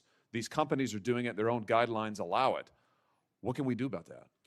You're referring to NVE, nihilistic violent extremism, and the 764. It has been made a priority of the FBI because they are targeting children, and these chatbots and these generative AI are getting coupled with actual humans who are using them and releasing them because they can do the work faster and quicker than humans can and get into spaces like social media where humans have a difficulty in engaging. And what we're doing is treating any extension of generative AI as the criminal themselves. And we have, I think, I've got to get the number back to you, but over 1,000 investigations related to NVE. We've had numerous takedowns and arrests of 764 individuals. And we are educating, this may be the most important part, I'm directly engaging with the social media and media companies, the internet service providers, to find a way to shut down. There's nothing I can do at the FBI to force them to shut it down, but work with you in Congress to find a way to work with our partners to get that shut down permanently. Senator Combs. Thank you, Chairman Grassley. Thank you, Chairman, for calling this hearing. I'm grateful we're continuing this committee's long tradition of oversight, and in particularly today, oversight of the FBI. Director Patel, thank you for being here. There's a number of issues I hope that we can speak to. I want to start by reading something you said to me during your confirmation hearing under oath. I have no interest, no desire, and will not, if confirmed, go backwards. There will be no politicization at the FBI. Then you looked me in the eyes and said there will be no retribution actions taken by the FBI should I be confirmed as director. I told you that in your office. I tell you that again today. I'm concerned that that's not what's happened, that since you took over as director, you've cleaned house or forced out senior leaders across the Bureau, in particular targeting those that worked on investigations of President Trump. The former acting director has just sued you for firing him for political reasons. So did a leader in the DC field office. And the well-respected leader of the Salt Lake City office was pushed out last month, leaving that office shorthanded at a particularly difficult time. I'm worried that these actions compromise the Bureau's ability to keep Americans safe. Hundreds of agents have resigned. You are lowering application standards to fill vacancies. You've reassigned large numbers of agents to work on immigration and street crime, issues other law enforcement agencies can handle, perhaps more effectively with the FBI. But I'm concerned that